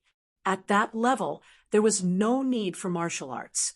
The young miss was very disdainful, but that didn't stop her from learning. The new god had personally come to perform. If she didn't take a good look, wouldn't she be wasting his good intentions? The massacre in Eastern Pass was still going on. It was deadly, fast, and without any hesitation. His sudden outburst caused the gladiators to surround him, but Eastern Pass wasn't afraid. His deadly dagger continued to dance, taking a life with every swing. Thea could tell that this guy was just enjoying the process. He didn't need to train, and was just using the excuse of honing his martial arts to kill these ordinary people. He's causing trouble in your territory. Aren't you going to teach him a lesson, madam? Thea turned to Madam Styx and asked. The four-eyed alien was a little confused. She couldn't understand the deeper meaning behind Thea's words. Wasn't this just a gladiator with great martial arts? You want me to go and kill him? His strength isn't inferior to yours. Considering that he's focused on killing, his combat strength should be higher than yours. After Thea finished speaking, she reached out and tapped Madam Styx's forehead. That was where her brain was located, and she transmitted a message. This is a way to improve your spiritual power. After your spiritual power skyrockets, your two small eyes will become normal size, and your strength will be at least 30% higher than it is now. Madam Styx read it carefully. At first, she was overjoyed. This method was completely suitable for her, and it was very feasible. Her strength would be greatly improved, which was a good thing. But she didn't understand why Thea would give her this. She didn't submit, nor was she an ally. Before, they were enemies. Now, she was forced to stand together. A free martial arts? She looked at Thea's smiling face. How could there be such a good person in this universe? She read the message again, from beginning to end. Finally, she saw the key point, the enlightenment between life and death. Madam Styx was a little speechless. She looked at Eastern Pass in the arena, and then looked at Thea and the others. Of course, you can also challenge us. The princess showed that she was easy to talk to. Madam Styx pursed her lips. She couldn't even beat Fiora. She hadn't fought Kerrigan before, but the gap between them wasn't big. 1 against 4, she was doomed. After staying with Thea and the others for a few days, she roughly figured out the purpose of this group of people. They were here to watch the life and death battle. Now, they were forcing her to fight. As a long-lived species who cherished her life, she didn't like to risk her life. She was very hesitant. In the end, the belief of becoming stronger prevailed. Whether she could get rid of this group of demonesses or not, it was always right to become stronger. Moreover, she really didn't see how strong Guangdong was. He was just an alien with decent skills, nothing more. She immediately nodded and walked down the tunnel from the stands. Although she didn't think Guangdong was very powerful, she still brought out the diamond men that she had summoned in the past few days. There were a total of 6 of them. She was afraid that there wouldn't be time on the battlefield, so she summoned 2 more urgently. There were a total of 8 of them. At this time, Guangdong had already killed all the gladiators. He held 2 daggers in front of his chest, as if he was praying. Time passed by slowly. He slowly opened his eyes. Why hadn't the cleaners of the arena come out yet? The battle was already over. The audience began to whisper. They didn't know what this abnormality meant, but when the gate opened, they immediately knew the answer. Oh my God! Madam Styx is going to fight personally. That's Madam Styx. Why? What's the meaning of this? The audience fell into a heated discussion.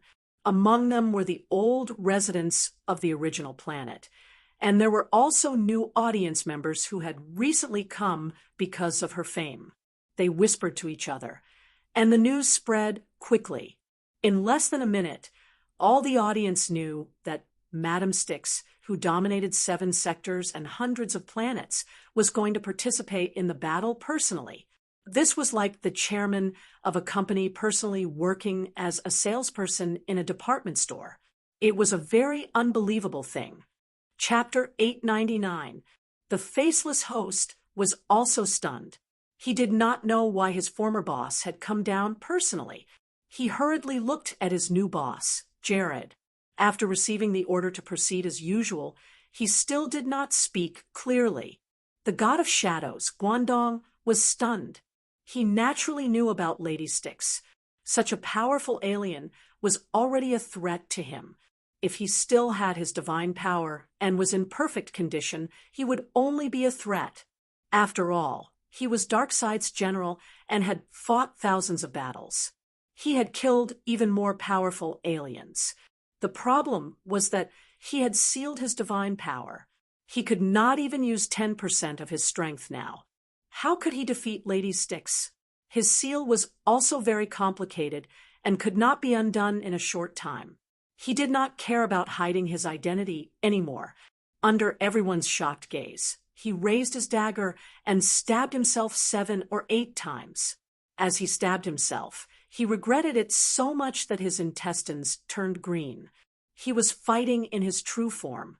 If his divine body was damaged, he would have to use his divine power to repair it. Furthermore, breaking the seal so violently would consume a portion of his divine power. It was a huge loss. However, he was still calm in this life-and-death situation. He calculated that he would need about 30 seconds to undo the seal. At the same time, he stared at Lady Styx fiercely, hoping that she would not use her ultimate move, "Long live Darkside! Long live Darkside!" He muttered in his heart that even he did not believe. Just as he was nervous for a few seconds, he felt a strong surge of energy from within his body. That was his divine power. Did his boss really hear his call? Guangdong didn't have time to think about it, because Lady Styx was controlling the 8 diamond men to shoot out spikes that covered half of the arena. The dazzling white light almost blinded the eyes of the audience. Even though Guangdong had a divine body, the strong light still made him look sideways.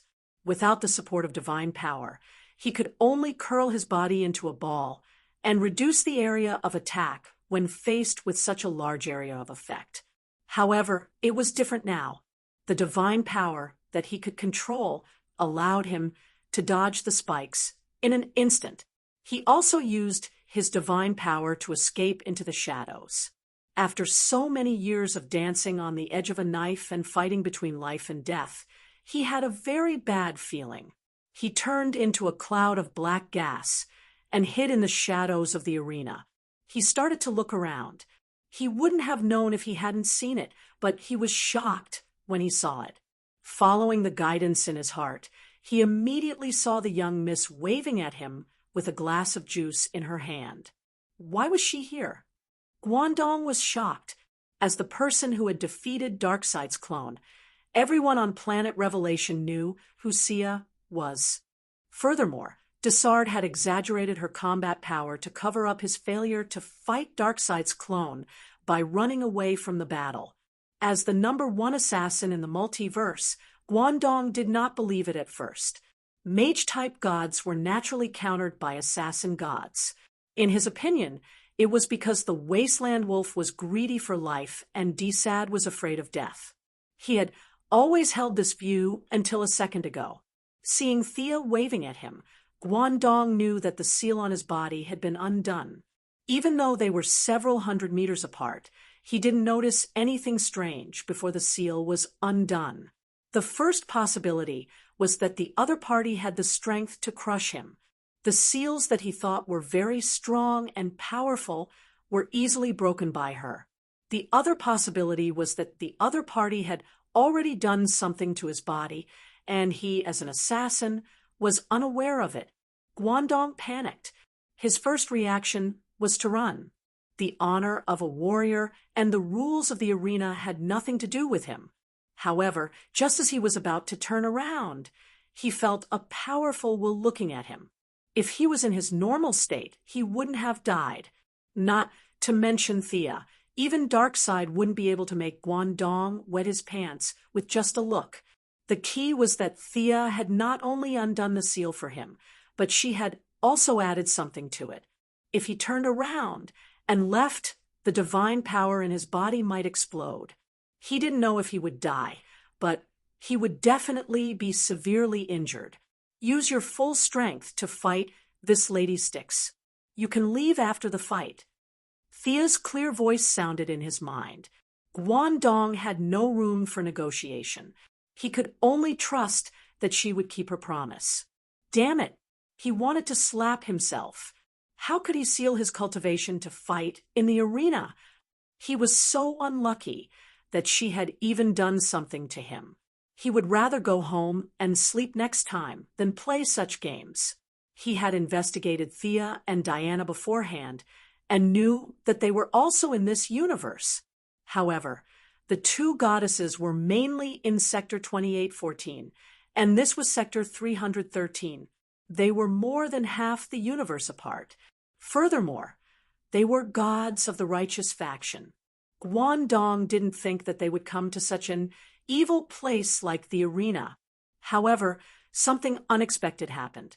Not only did he encounter them, but he was also caught red-handed. Guangdong cursed inwardly and could only focus on what was in front of him. There was a flaw. Being good at fighting was like an instinct. He quickly found a blind spot of Lady Styx's. He waved his divine power and appeared in front of her again. This time, he had changed into a dark red soft armor and was holding two glowing daggers. He stabbed them into Lady Styx's eyes as fast as lightning. Styx didn't understand the characteristics of a new god. She used a mirror image spell to try and fool him. Guangdong didn't move at all. The daggers seemed to have a tracking function and stabbed straight down. There was great fear between life and death. This saying was absolutely true. Seeing that she was about to be killed, Lady Styx's spiritual power exploded to the extreme. At the critical moment, she swapped places with the Diamond Man.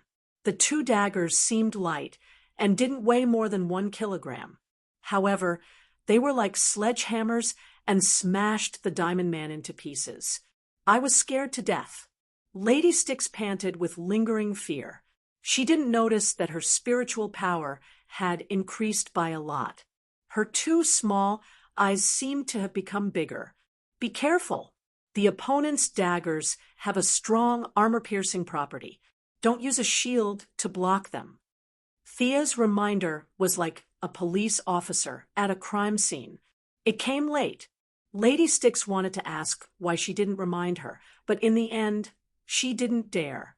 Even if she didn't plan to let the opponent get close to her. The 4 Diamond Men's arms began to change. Some turned into knives and some into chains. They all rushed toward Guangdong. The remaining 3 protected Styx from a distance and did some long-range support. Boom! The earth shook violently. She pulled out 2 streams of magma. This time, she didn't hurriedly cast them. Instead, she added them to herself. Lady Styx added another layer of magma shield on top of her purple spiritual power shield. Only then did she feel more at ease. In less than 2 seconds, she couldn't wait to praise herself for being quick-witted. Guangdong was like a black beam of light, creating a gap between the 4 Diamond Men. He circled behind Lady Styx and stabbed at her neck. Chapter 900. This move was so fast and sudden that Ms. Styx did not even have time to react. Fortunately, the shield was automatically activated. The magma shield seemed to be offended as it shrank violently and then exploded. With a loud bang, Guangdong seemed to have stabbed a bag of explosives. The huge impact made him somersault twice in the air. At this time, Ms. Styx had just reacted and quickly ordered her subordinates to chase after him. The Diamond Men lacked autonomy after all. By the time they reacted, Guangdong had already retreated into the shadows. Both sides fought back and forth for a few rounds. Guangdong finally saw that these Diamond Men were extraordinary. These things had the ability to move freely and never disappear once summoned. There was always a gain and a loss in everything. He thought that it was easy to summon these things and had been fighting guerrilla warfare with the Diamond Men. Now that he saw that it was not easy to take down Miss Styx, he immediately changed his mind. First cut off her wings, and then fight the Esper. Swoosh, swoosh, swoosh. He threw out 3 throwing knives. The 3 long-range Diamond Men did not notice and tried to resist with the weapons in their hands. They did not expect to be controlled by the shadow cage. Guangdong quickly fought with the remaining 4 Diamond Men. He twisted his waist and raised his leg to step on a Diamond Man's thigh.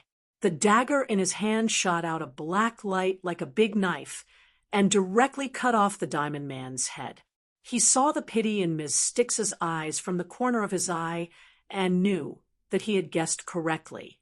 As expected, She has too little combat experience. She found out the flaw so easily. Thea sighed. Even if there was a gap in combat strength, it was not that big of a gap.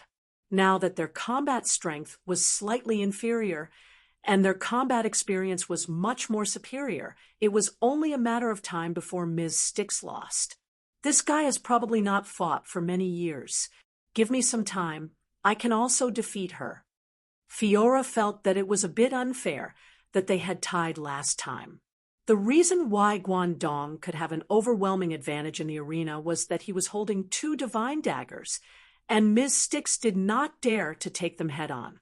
They could see the truth, but the audience around the arena did not have such eyesight. All they saw was Ms. Styx waving her hand and summoning a pile of stone golems and flaming boulders. Guangdong was forced to dodge the attacks. From the bottom of their hearts, they still hoped that Ms. Styx would win. After all, they knew who she was. If a gladiator appeared out of nowhere and killed their idol for decades, or even hundreds of years, it would be a huge blow to their confidence. Unfortunately, their wish became more and more elusive. When Guangdong killed the 3rd Diamond Man, many people had already realized that Lady Styx was no match for him. What a disappointment. Thea stood up gloomily. As she stood up, it was as if the entire planet had become shorter. All the spectators in the arena felt as if a huge mountain had appeared in front of them. Before they could figure out what had happened, they all fainted. The 2 of them separated from each other. Lady Styx was ashamed. If they had exchanged a few more blows, she would have died without a doubt. No matter what Thea's intentions were, at least she had saved her life. On the other side, Guangdong was only left with fear. At that moment, he felt the planet tremble. He was almost as powerful as Darkseid, wasn't he? Anyway, this was what the Apocalypse Star felt when Darkseid was angry. He realized that Thea did not even look at him. She turned around and left. He was on his guard. After a long time, he realized, no one cares about me, then I'll run. He activated the sonic tunnel and ran into it. This was a small episode, at least for Thea, but for Lady Styx it was not good news. Her powerlessness spread everywhere. In just 3 days, more than 50 planets raised their flags, and even more planets were preparing to choose a new leader. I am willing to be your subordinate and serve you from now on. The gods inside did not leave, and they would not let her leave. Outside, the flames of war were raging. Lady Styx had no choice but to surrender. This subordinate was actually very useful to Thea. The first life in the 2-dimensional world depended on her. The life summoned by the earth element was no ordinary life, but it was still very precious. Thea could not find anyone to share her experience with. She could only try all kinds of methods. Her clear gaze swept across Lady Styx's face. After what seemed like a long time, she slowly nodded. I agree. Later, Fiora, Kerrigan, and Styx attacked from 3 fronts, and the rebellion was quickly quelled.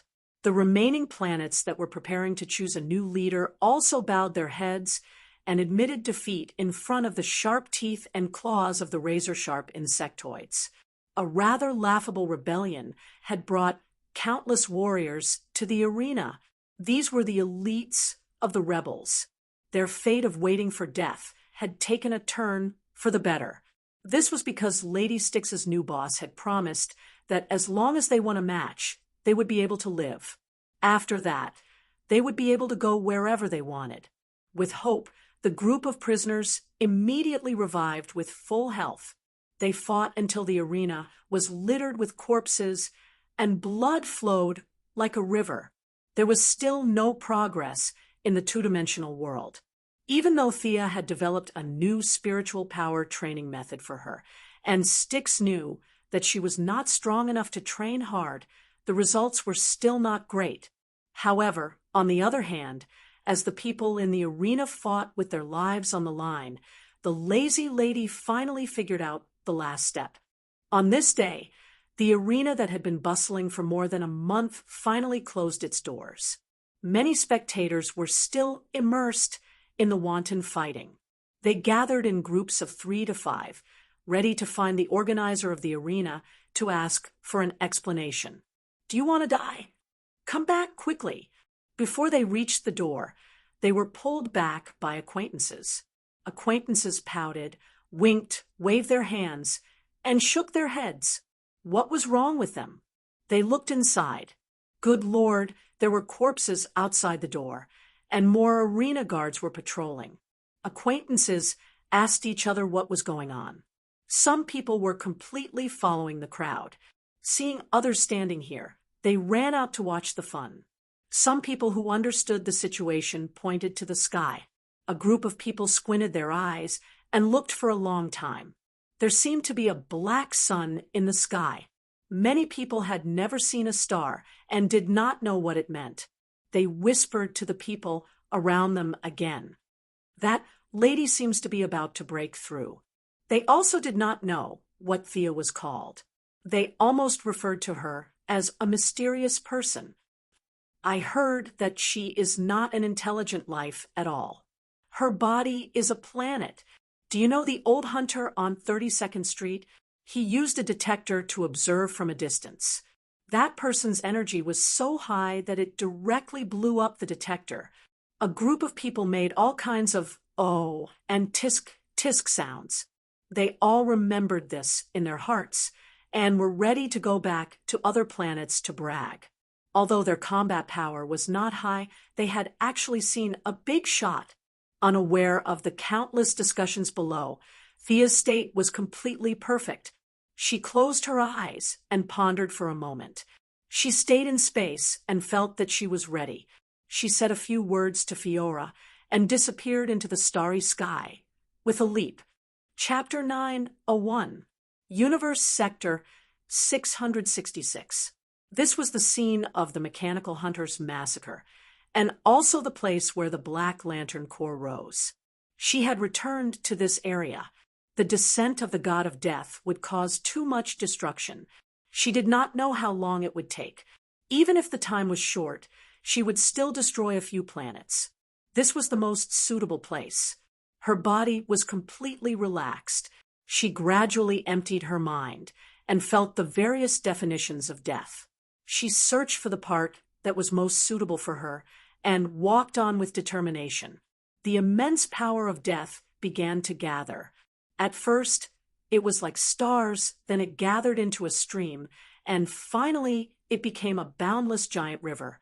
The giant river hovered in the void, surging and roaring like an unruly black dragon. Thea had to rely on her own understanding and her own thoughts to tame it. When Thea was making her final push, the other forces in the realm of God received a warning at the same time. There were professional divinations, all kinds of omens, all kinds of astronomical phenomena. But without exception, they were all sending a message. The god of death was about to appear. As for whether it would be a bloody storm or a peaceful one, no one could guarantee. In front of the Father's room on the new star of creation, the Father, this burly old man, held a scepter in his hand. His eyes were deep as he looked into the distance. There was a bloody light in the sky, and waves of black gas surged within. Even if it was not the gods of the shadow of souls, the Father could see that countless dead people filled the entire multiverse. They were cheering and celebrating, preparing to welcome their destined ruler. As the world's top combat power and the embodiment of justice, he could feel that the entire multiverse was jumping for joy to further perfect itself. "Your Majesty, you called for me?" Sitting on the Morbius chair, every day, Mitron, who had average strength but was more arrogant than anyone else, floated beside him and asked softly. The Father pointed at the astronomical phenomenon in the distance and asked, "What does this mean? Will the God of knowledge give me an answer?" "War, slaughter. A champion is about to ascend to the throne, and the god of death is born. As for more, I'm sorry, but I have all the knowledge in my grasp. The multiverse has never given birth to a god of death, and there are no records of things that have never happened. I don't know. Magic divination is not my specialty. Perhaps you should ask Goddess Thea. Mitron felt that his heavenly father might be dissatisfied with his frequent visits to the Apocalypse planet, so he replied respectfully. However, he did not expect the heavenly father to look at him strangely, leaving him confused. What's going on? Did I say something wrong? Why do you have such an expression? The heavenly father had some guesses, but he did not tell anyone else. As the boss, there was no need to explain things to his subordinates. Maintaining his own sense of mystery was the right thing to do. He had some guesses, and so did his old friend Darkseid. This was different from the Heavenly Father. The Heavenly Father could only rely on his eyes to judge, and his estimate of the Heavenly Father's true strength was still a little off. This was especially so as the two sides grew closer and closer, and this estimate of the Heavenly Father's was even more off. But Darkseid was different. He had fought Thea before, and he knew her level very well. His heart was filled with disbelief. The god of death was so easy to obtain. Then all his years of painstaking planning had been for naught in the end. He was extremely unhappy, and he kicked 20 apocalypse demons to death along the way. Only then did he angrily go back to think about his future plans. What's wrong with His Majesty? Desolate Wolf asked the great warlock beside him in a low voice. They had wanted to report on their work, but when they saw Darkseid's murderous look, they immediately backed off. The great warlock was also confused. The Apocalypse planet could see anomalies in the sky, but the Apocalypse planet could also see them. However, the Apocalypse planet's normal state was earthquakes and volcanic eruptions, and it could kill hundreds of people with a single bang. They really did not feel anything different today. The two of them discussed for a long time, but they had no idea. Seeing that Darkseid had closed the door, they decided to come again next time. In hell, Lucifer did not come out. The remaining demons, such as the 3 palace demons, were all looking for their own entertainment. They did not care about the god of death. In heaven, Michael had also disappeared for a long time. The archangels could only maintain a limited amount of attention. Thea did not stop old Robert from going to heaven. Both sides were still in a harmonious state. Dream World and Nightmare World were the territories of the Endless Family's third brother, the Sleeping Demon. As the second sister, Thea had not returned, let alone the third brother. This was still an absurd and bizarre land of dreams. Most of the old gods in heaven were in a deep slumber. They did not know or care about anything that happened in the outside world. In hell, whether it was Hades, Osiris, Izanami, or the alien gods of death, they all had a subtle feeling that there was a boss above them. They wanted to work together to resist, but unfortunately, they had been fighting each other for countless years. Trust, that was impossible. In the multiverse, some powerful beings also felt this suffocating pressure. Diana stood alone in her office, her gaze piercing through space, as she silently sent her blessings. Madame Xanadu wanted to bring Old Ma in for a divination, but after drawing 2 cards, Old Ma walked out happily like a fool. The ghosts and strangers did not care about this. As for the ordinary people, they did not know that Thea was about to reach a higher level. Huff, huff. The young mistress changed into the White Lantern attire and took out the holy sword. The black fog that was confronting her turned into an irregular monster. It was as big as the moon. Its head, waist, and tail each had a head. 2 of them looked like human faces, while the other was blurry, like some kind of beast. This monster was the source of death. However, it had been polluted long ago. The numerous distracting thoughts turned it into an object that was between life and non-life. Thea originally wanted to control it, but she realized that it was impossible. She had to purify the impurities. In the Multiverse, no one would dare to say that they were the best when it came to purifying death aura. With the White Lantern and the Holy Sword, Thea even felt that if the Black Death Emperor did not run away, she could purify him. This source was far inferior to the Black Death Emperor. It had no realm, no consciousness, few instincts, and all kinds of chaos. The only problem was that it consumed a lot of energy.